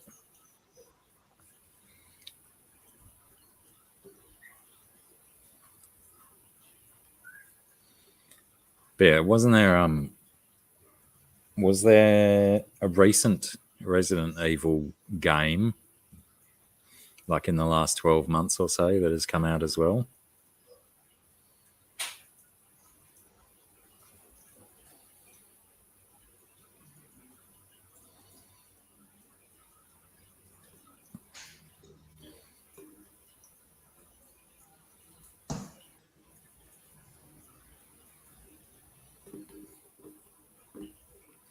Terry says the Cube movies were good. Yeah, I don't know. I found the first one a little bit long and tedious, but I guess you've got to be in that right headspace for those psychological movies like those. Because the Cube, that was like mostly psychological stuff, yeah?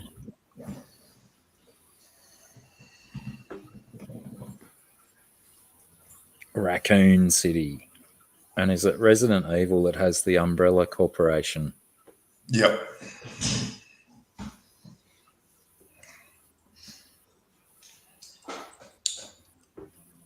And then which made people complain about the Umbrella Academy. It's like, oh, what? We can't use the same word.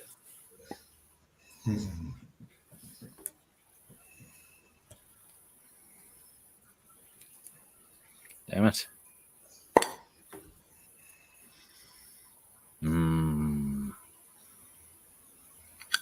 I don't know about anyone else, but how good does boot polish smell? Oops. Just don't lick it, Michael. Okay, I will take that advice. Don't be a bootlicker. Bootlicker.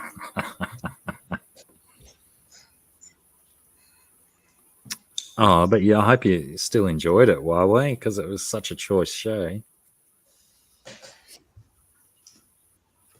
It was great. It's one of my favourite shows of the last 2 years. And there's been a few really good ones that I've enjoyed. I became incredibly fixated with how number 5 walked around because he had such a determined strut for such a young lad. But, you know, obviously he'd been around for many, many, many, many, many, many more years than his body suggested. But yeah, have you not seen the Umbrella Academy? No. Well worth it. Well worth it. Yeah, she watched it without me, so I missed out. Oh, so now you've gone all. You're in a huff and you refuse to watch it because your misso wouldn't watch it with you. No, it's okay. I'll get around to it one day. But yeah, if I'm watching shit on my own, I generally stick to documentaries and shit on YouTube rather than entertainment. Well, I think Umbrella Academy is Netflix, isn't it? Yeah, I think so. Yeah. Oh, as you know, with all of this stuff that's getting around about Netflix picking on people sharing their passwords and stuff, has anyone fallen victim to it yet? Saying they're trying to restrict Netflix to one household only instead of these, you know, multiple IP addresses sharing the same Netflix password. Bound to happen. They're cancelling shows because of it. Because unless the account gets created to watch a new show, they're not registering the popularity of shows dependent on how many views they're getting. They're looking at the metrics of how many people sign up to watch it. Yeah. It's a bit shitty.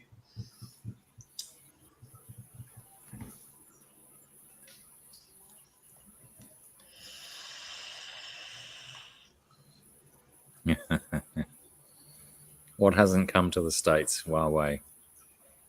Umbrella Academy. Sure. No, the account monitoring.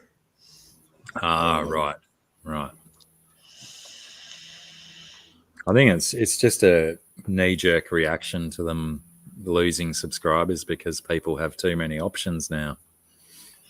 And if you're not providing a bucket load of content that people are going to lap up, then surely people are going to jump around and pick one over the other. Oh, for sure. It's kind of handy. Obviously, not if you pay by the year and whatnot, but it's handy that most of them let you cancel any time, because once you go through, you know, all of the shit you need to see on Netflix, you close your Netflix account, go and watch whatever you want on the next one, and come back to Netflix when they start putting some better product out there. But it's just nuts how much streaming there is.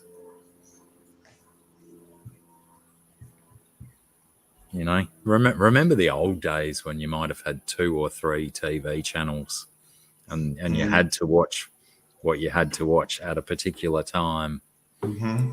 You know, I think the general population of the globe is just you know, catching up, and they'll sort it out and work it out how to do it effectively.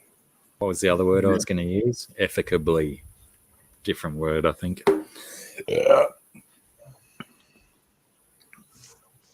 cheaper. yeah, I Yeah. did hear that. Yes, Yeah. but you know how I got so sick of ads on YouTube that I'm certainly willing to pay $15 a month for YouTube Premium, Yeah. so I don't have to put up with ads. Yeah. It was getting so ridiculous that no matter what you were watching on YouTube, you were just getting bombarded by ads every 5 seconds.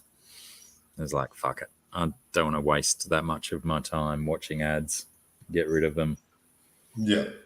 And, you know, now I got YouTube Music as well, so I don't have to pay for Spotify. Yes, Spotify can get fucked. I like my music clips. I think that they're state of the art. You know, some of these clips that people put out, so much effort goes into these micro movies that just tell voluminous stories with the music. It's such a better art form than just hearing a song, you know. Ganja White Night, highly recommend Ganja White Night. Spelled with a J, Ganja White Night, like a night on horseback. Type it into the chat. How do I do that? Oh, that's right. If you're only on StreamYard, you can't type, can you? No, I can't.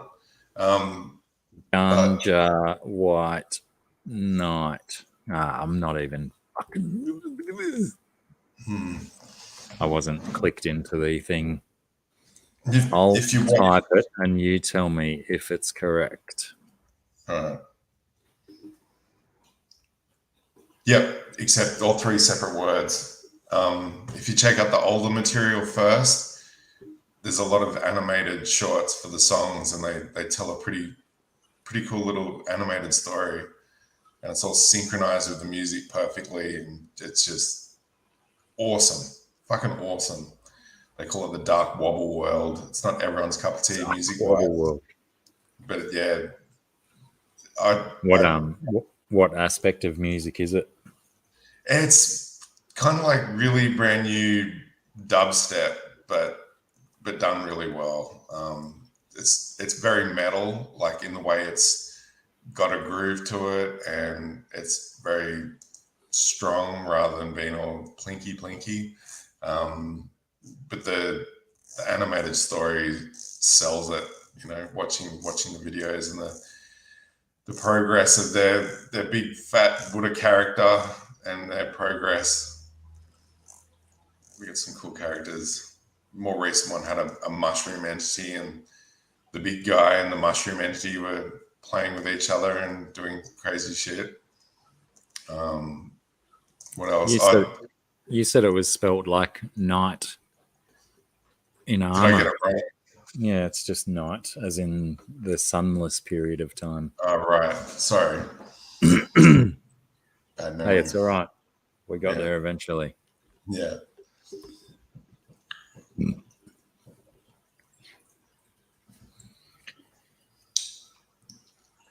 Ads in YouTube Shorts.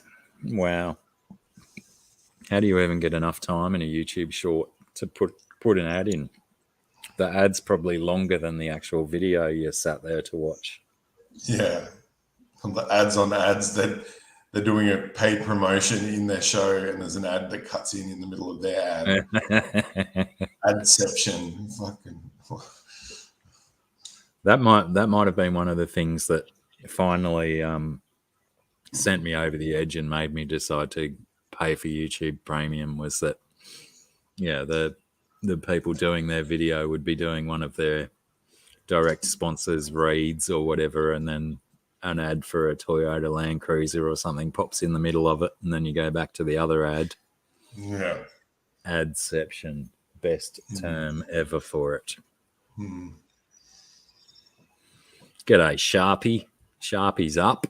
He's up and about. He's arisen. He's no longer abed. Swerverts.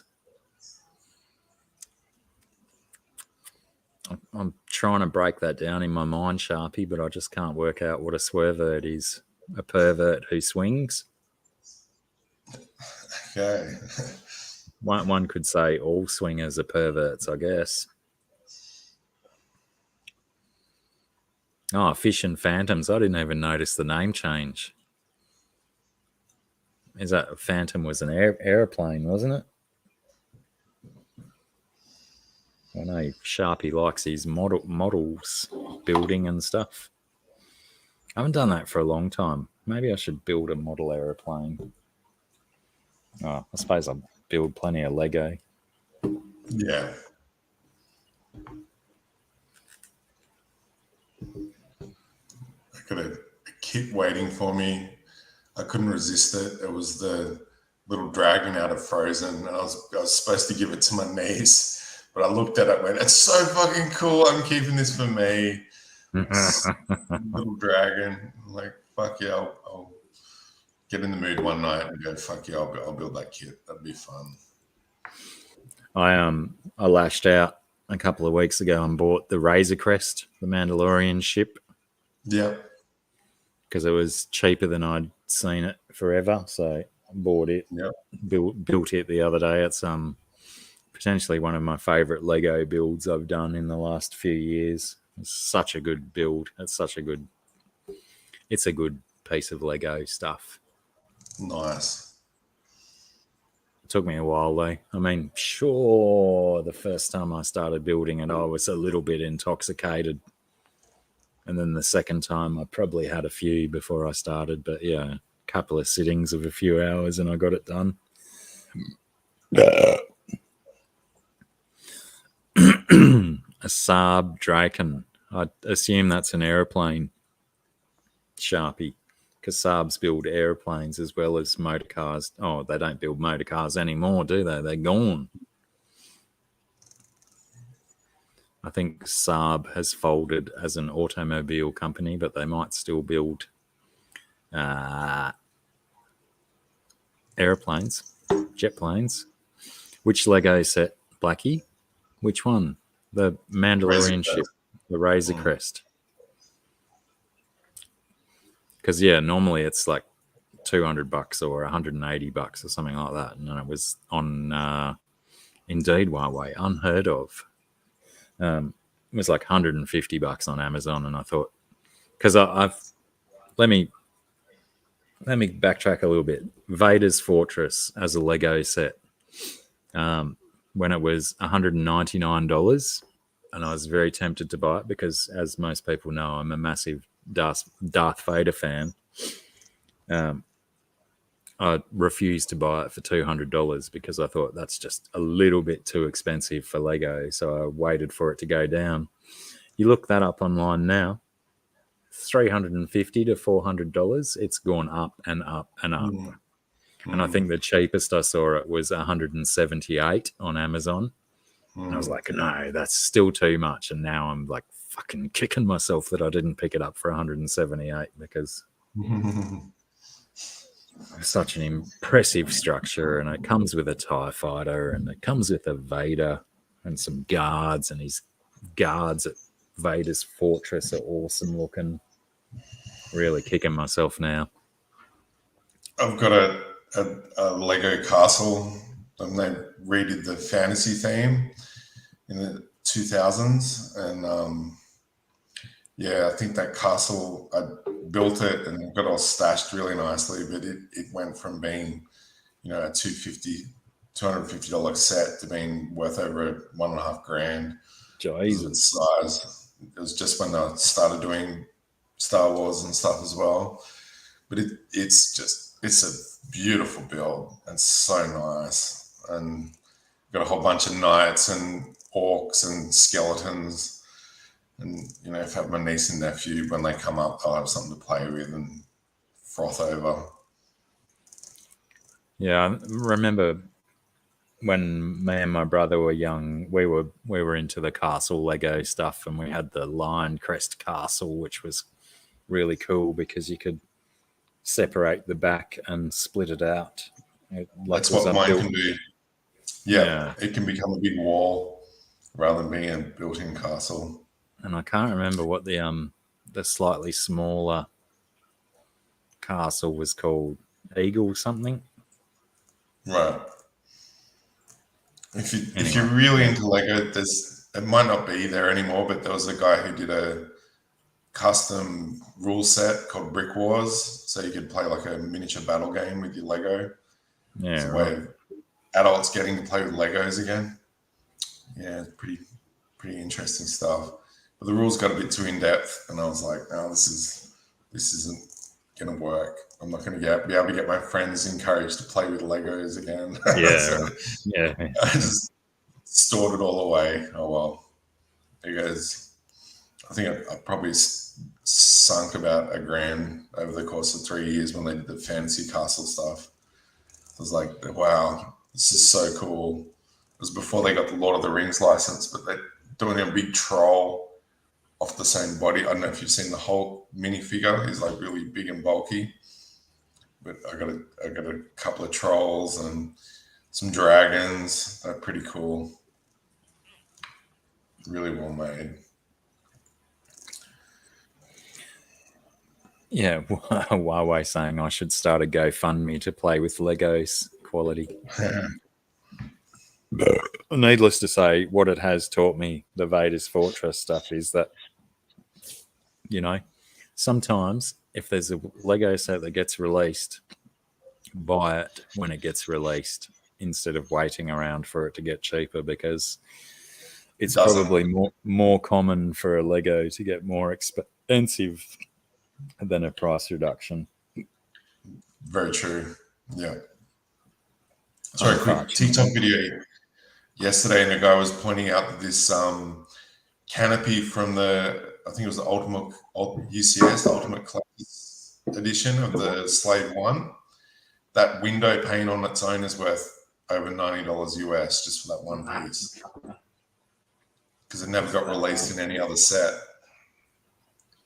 All you got to do, which I found out recently, is Lego don't like when their clients are missing pieces from their sets. Yeah. So you find out what set it's from, and you go onto their site and say I'm missing this piece number from this set, and they post it out to you free. Oh. I do sniping on eBay of rare elements, because sometimes you can get a bargain. Like I got the weird headdress from the Indiana Jones set. You know, the guy Kali Ra, the dude who grabs the heart out of the dude's chest. Hearts out. Yeah. Yeah, the headdress for that character. I picked it up for a steal for about $25 Australian, and now it's that element's worth about $50 or $60 because of how rare it is. A resale value. Yeah, I'm not reselling it though. That's mine.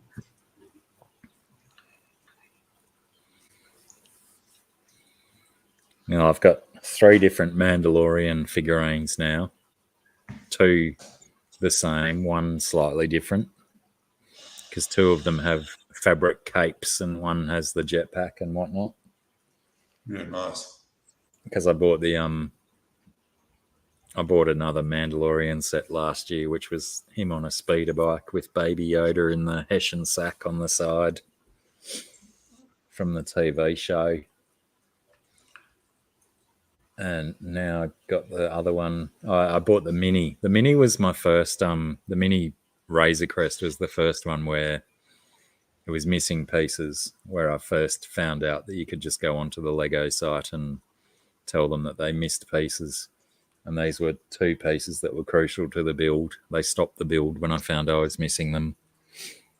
And then the next thing I was building had a missing piece as well. So I thought. So I jumped the gun and got straight back on the thing and ordered the missing piece. And then I found the missing piece up inside another brick. And then when I was building the big Razor Crest, then I thought I was missing more pieces. And then I realized I'd opened bag 3 before bag 2, because once again, I may have been slightly intoxicated whilst building Lego. So yeah, thankfully I didn't didn't put in an order for the pieces I was missing at that stage. I just did a drunken Instagram video. Yeah. Yeah, because if they saw 3 from me in the first week, then they would have been like, oh, this dude's scamming us for all these tiny little missing pieces. But yeah, if you find a piece like what you were talking about that sells for $90, it might be worth a shot. Yeah, they got limited production. Very, very, very incredibly devious, but you know, you got to go to hell for something. Might as well be for forging Lego. I did a thing when they first brought out the collectible minifigs. I learned how to read barcodes because the first 2 series of that, they had an individual barcode, item barcode on the back, as well as the item barcode for the general set.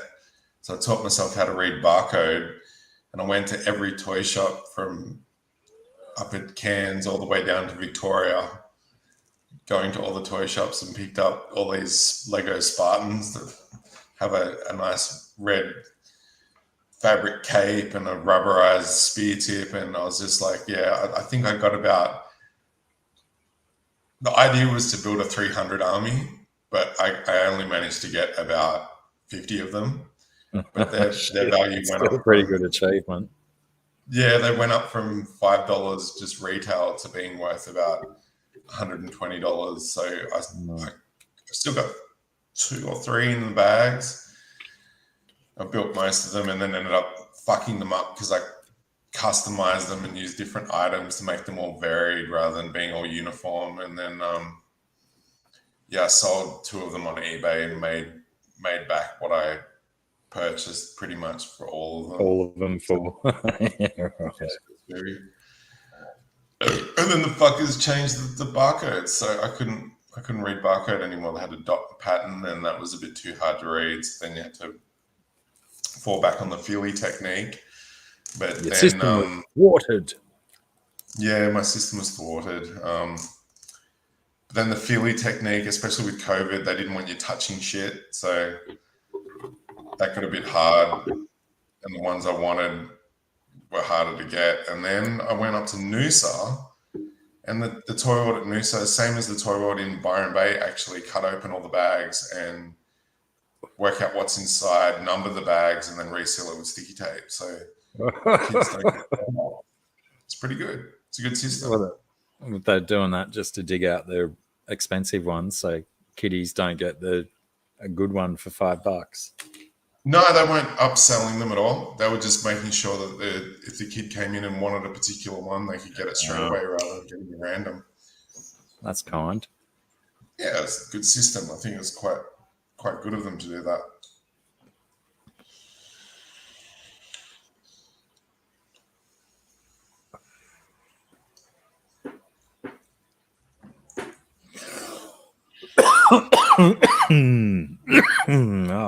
That's the worst thing about this weather is it dries your tobacco out real quick. You need a pot shard. What?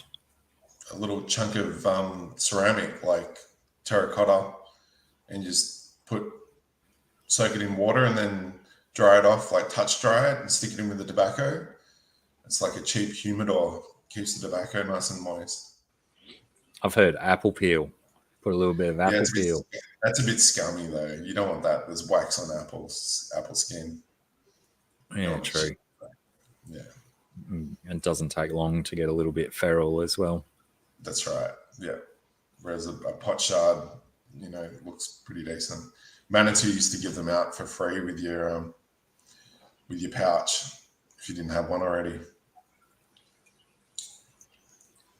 Who? Oh, Manitou, the organic tobacco company. Yeah. Or it could have been American Spirit. One of those two. I remember getting a few of them.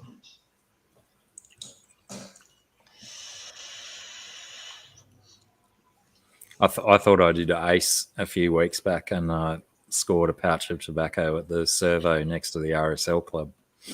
And it was like $7 or $8 cheaper than what Woolworths sells it for. Right. But then I also found out that it was 5 grams lighter as well. A 20 grammer. Yeah. Yeah, Yeah. shifty buggers. Yeah. They know the market. Everyone's going, they don't give a shit what tobacco they get. They're just going, what's the cheapest? It's a slippery slope. And by law, if someone walks up to the tobacco counter at a store and says, "What's the cheapest?" by law, they're not allowed to tell them. Yeah, true. And it's not something that you can research online, because you can't research tobacco products and prices online very easily. No.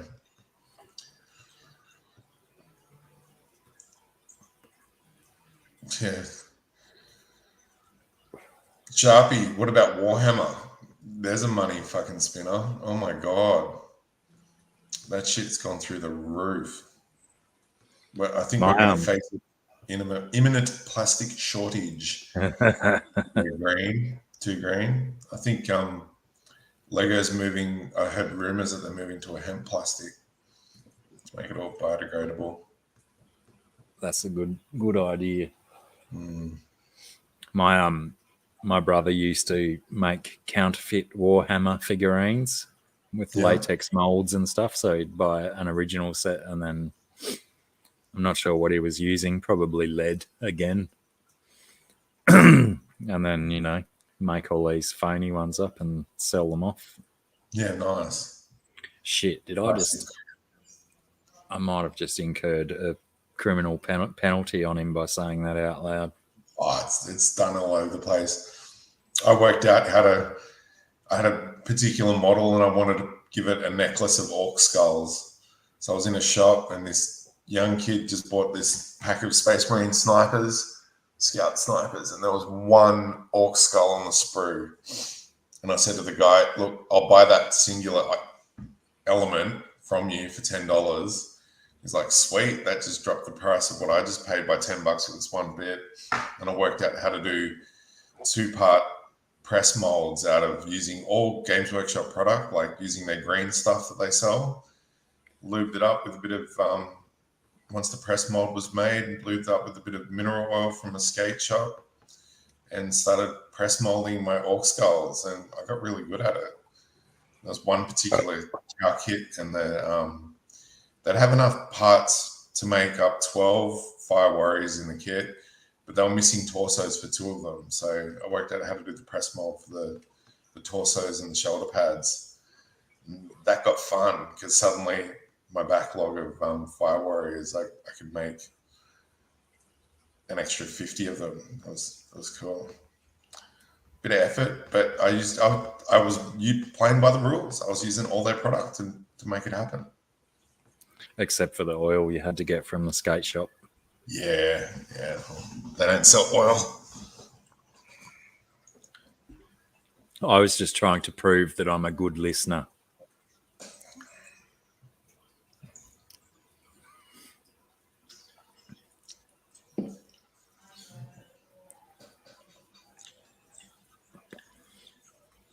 I think we've still got a couple of big tables out in the garage that Zach and his brothers used to use for Warhammer games.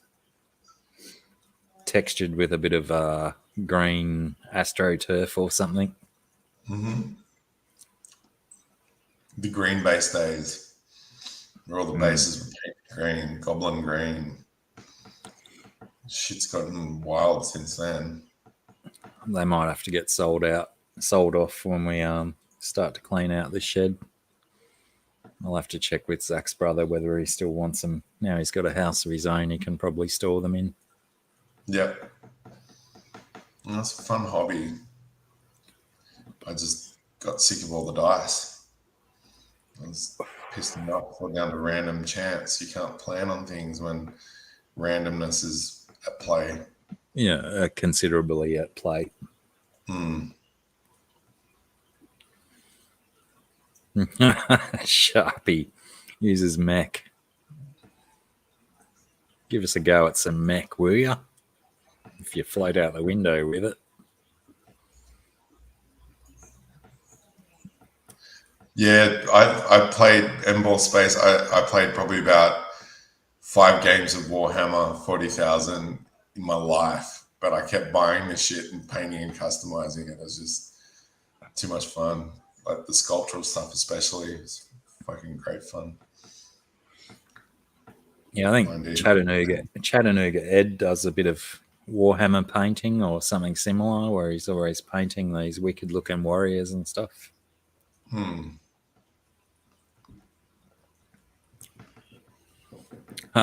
Ball space.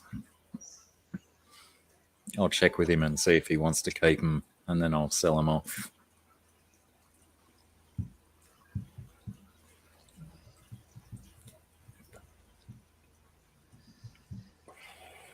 As you can probably tell from the chat, Ball Space and his older brother don't get on too well. He is a difficult lad to get on with, though. He doesn't like me either. I have lofty dreams of one day making a table that's Mullumbimby CBD. Huawei was saying earlier he did a Google street trip through Mullumbimby the other day. Yeah, nice. It's more for the remote control cars. I'd probably scale down the building so there's more road. But it'd be just really fun to race around Mullumbimby and make movies and use, I think it's called Bokeh, Bokeh, where you make the scale look a little bit more impressive with the camera tricks. Get a nice camera, do some vids. Maybe you should come and get one of these Warhammer tables before I sell it off.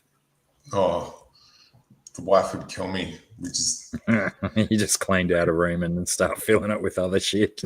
Yeah, I can't do it yet, man. I gotta let her have some clean space before I start building again or customizing. Methyl ethyl ketone. Oh god. Yeah, I think Yeah. that was my Sharpie, experience. you got to be careful mixing your drugs, mate. Yeah. Methyl ethyl ketone. It sounds fun.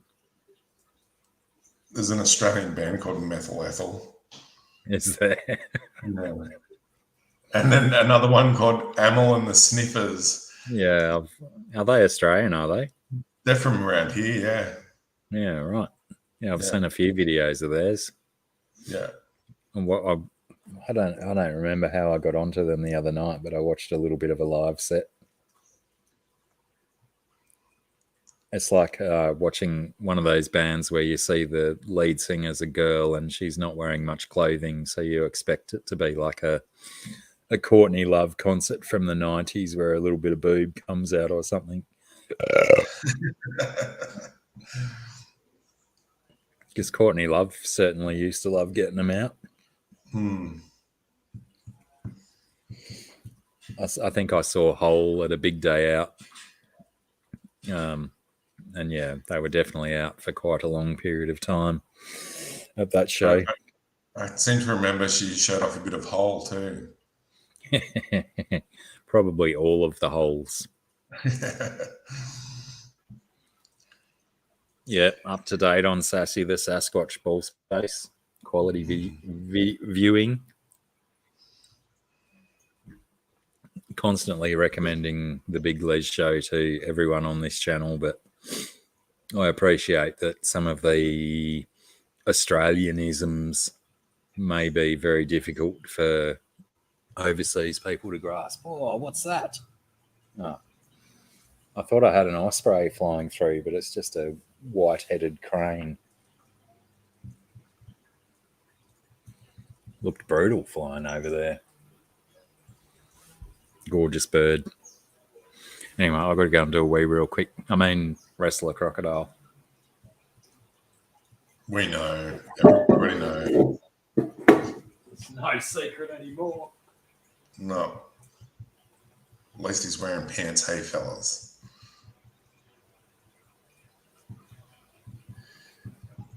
Oh yeah, Cabba. Be fun to do some voice work with some animation. Be a fun pursuit. pursuit. Cabarita. Do you drink margarita in Cabarita?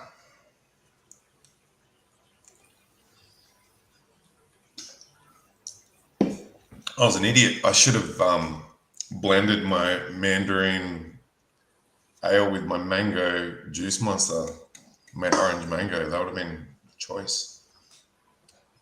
I done fucked up.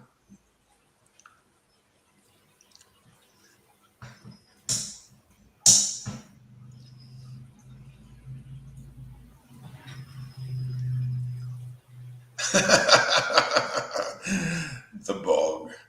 Yeah. It's just not pissing hard enough. Look out, he's getting a dress on. A bit of cross-dressing. Oh no, it's a t-shirt. I thought you were getting out a dress.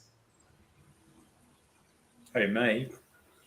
Yeah, getting out a kilt. A wee kilt.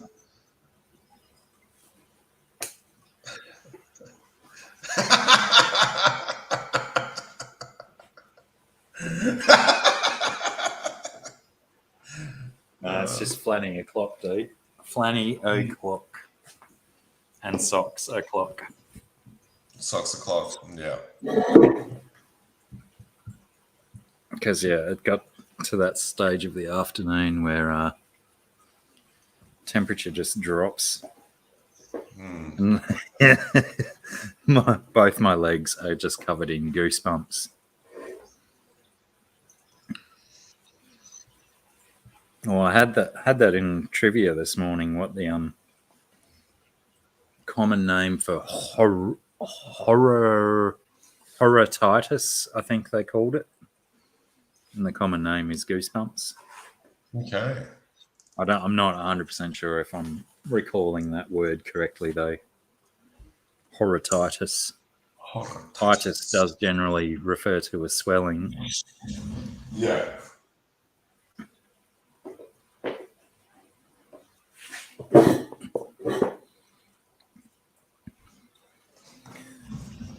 Hey, Blacky, he sounded like you were frying chicken in there. I'm joining Pearl Jam again. No, Pearl Jam are joining me.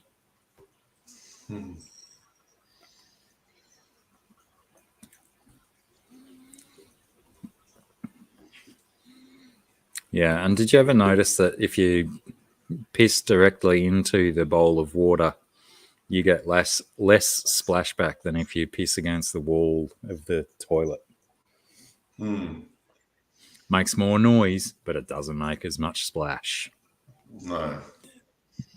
There was a obscure movie on SBS years ago.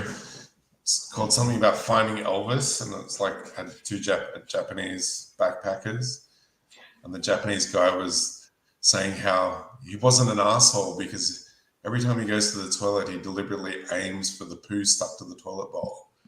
I'm like, wow, that's pretty obscure, but solid message. If you're going to take a slash, you have to clean the toilet at the same time. Are you familiar with Will Anderson? The comedian? Australian comedian, hosts the Gruen Project. Yep, I know the guy, yeah. Yeah, I can remember quite a few years ago now, he started a campaign called Piss the Shit Away, which was exactly about that, if you go to a toilet and someone's left some skiddies on the bowl, then it's your obligation to use your urine to, piss the shit away. At Changi Get Airport, even less splashback if you sit down, says Sharpie. Ain't nobody got time for that. Yeah. In Singapore Airport at Changi, they had little stick-on flies in the toilet bowl. Stick-on flies or flyers? Yeah, like a sticker that had a photorealistic image of a fly. Ah. So your instinct is to try and piss the fly off, but then you go, it's just a sticker. Fuck. Oh, my aim's on now. I've got a target. Very clever. What a concept.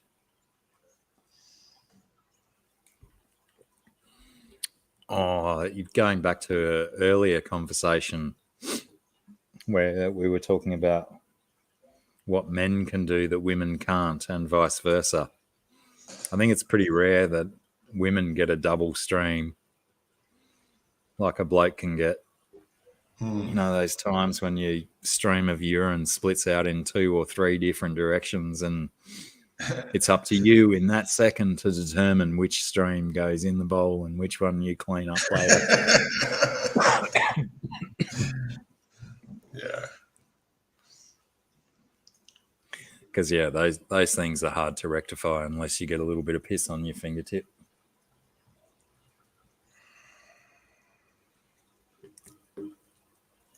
Piss on a spider. I know.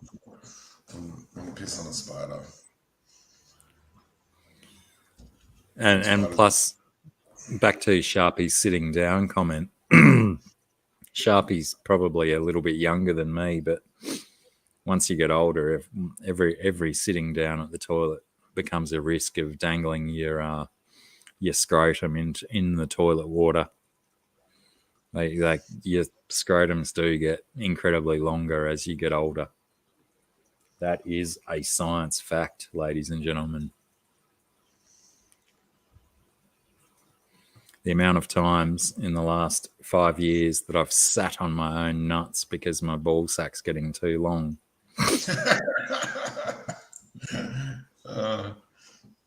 You're still young, Josh. You've got time to enjoy the pleasures of sitting on your own nuts. No. But it certainly happens. Yeah.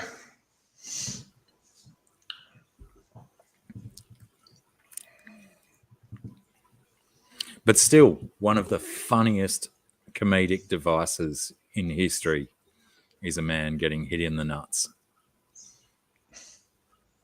Oh, here we go. Yay! We've got a bot. Awesome. Hey, look out, everyone. It's the best adult dating site. For those looking to date, you know, probably don't follow that link, but, you know, I believe them. Yeah, you said ball sack and it came out. Yeah, right. I triggered the sex bots.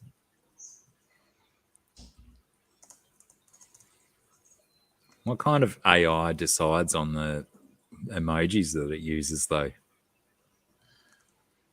Like, it's used a black heart in that last one. That's pretty interesting.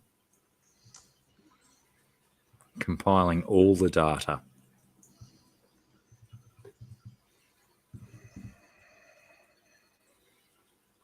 Does that mean it's cold, GRB? Or are you getting storms and whatnot? Ah, thanks, Huawei. I'm eagerly anticipating the the personal visit from the sex bot. I need the sex bot to actually turn up and do some sex at me and stuff. All these words that they constantly talk in the chat. It's all empty hot air, isn't it? I'm not going to believe your sex bot until you show up here and show me the goods or do me the goods. Oh, those fuckers be scary. Bite your cock off. Yeah.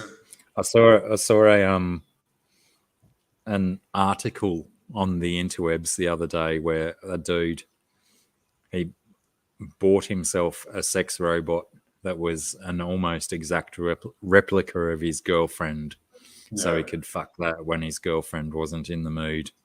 Yeah. So progressive. I 100% guarantee he's fucking that robot so much more often than his girlfriend. Sure, his girlfriend might make him a sandwich. Yeah. But that robot's not whinging after a half-hour session of mauling and hopeless drunken sex, is it? No, it's not writing a letter to him saying, I was so disappointed with when you did this at me. I wonder if they're like Lego and you can order spare parts that are missing. Oh, that's interesting, though. Like Lego. No one ever said like Lego and sex robot in the same sentence, but it's That's a a potential first. business for them. Oh, for sure. Not everyone Am I wants a non-square hole to be in.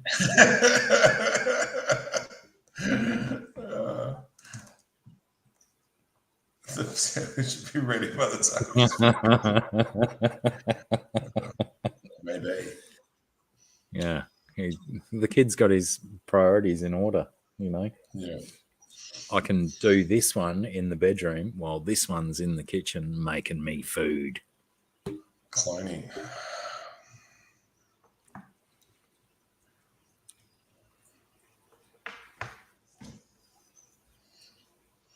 Speaking of sandwich, I'm getting hungry, man.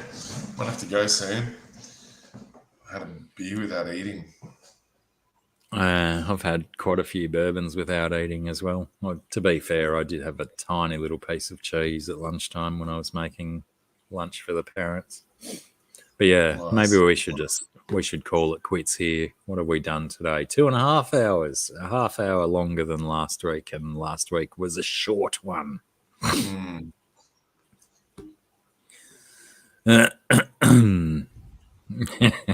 You know how fun it is to step on a Lego? Well, now you can put your penis in one. I'm 100% certain that there'll be a division of Lego soon devoted to adult pleasure. I mean, all those little knobbly bits on top of each thing that join together, they've turned those pieces inside out, and you've got texture to rub against. Snot, studs not on top, but you want studs on the inside. No, that's terrible. What the fuck? Where did I start? Has anyone seen Nope yet? No, I haven't. Nope. Jordan Peele's new one. Yeah. Before I watched Robocop last night, I watched Get Out, Jordan Peele's most previous movie before Nope. I didn't realise I hadn't seen it, and it was very good. Very, very good indeed. If you haven't seen Nope, have a bloody look at that. I mean, Get Out. But Nope is getting Nope's getting really good reviews as well. Apparently, it's an acronym for Not of Planet Earth, because there's a little bit of alien stuff involved. But yeah, Jordan Peele seems to be producing some pretty decent movies at this stage of his career. So, let us know. Let us know when you get to watch it. I think it's only in cinemas at the moment, but no doubt it will be. Nope doubt it will be streaming sometime soon. But anyway, yeah, let's call it quits. Let's piss.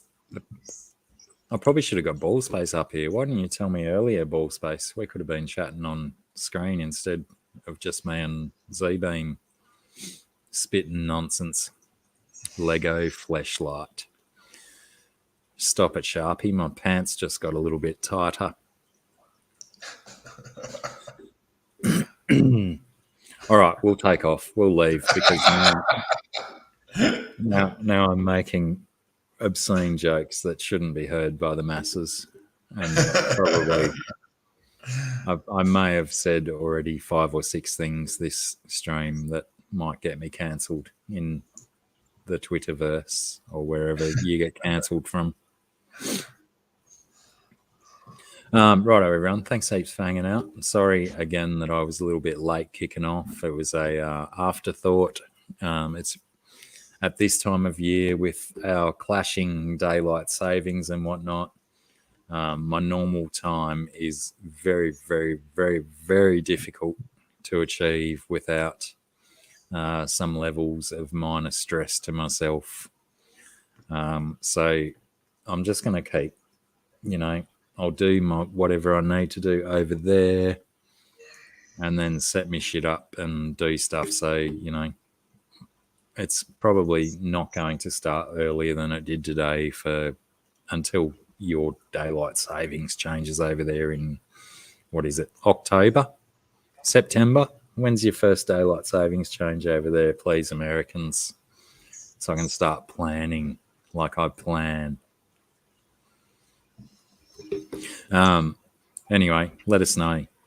Huawei, I'll try and remember to email you the address so you can have a proper look. But I have a very, very long driveway, so you won't really, I don't think Google cameras drove up my driveway to get their footage. November. Wow, that's still some time to wait. So, all right, everyone has to be patient with potentially later and later starting streams. I also might be doing a stream on Friday or Saturday night with Babyface Bren, who I highly recommend. If you like improvised comedy, check out his YouTube channel because he does comedy bag videos. And if you want to jump on those as well, Z-Beam, I'll definitely shoot you a link. For sure. And yeah, apart from that, it's been fun, everyone. It's been 2.5 hours of solid, enjoyable fun with you all. Appreciate you all hanging around. Replay Team 6. Fuck, are we calling them Replay Team 6 or is it Replay Squad? Replay Team 6, I think. If you're watching the replay and you got this far, you're obviously a fucking lunatic. I don't know. I couldn't watch 2.5 hours of this. It's ridiculous. Anyway, take it easy, everyone. Thanks heaps for hanging out. We'll see you when we're looking at you.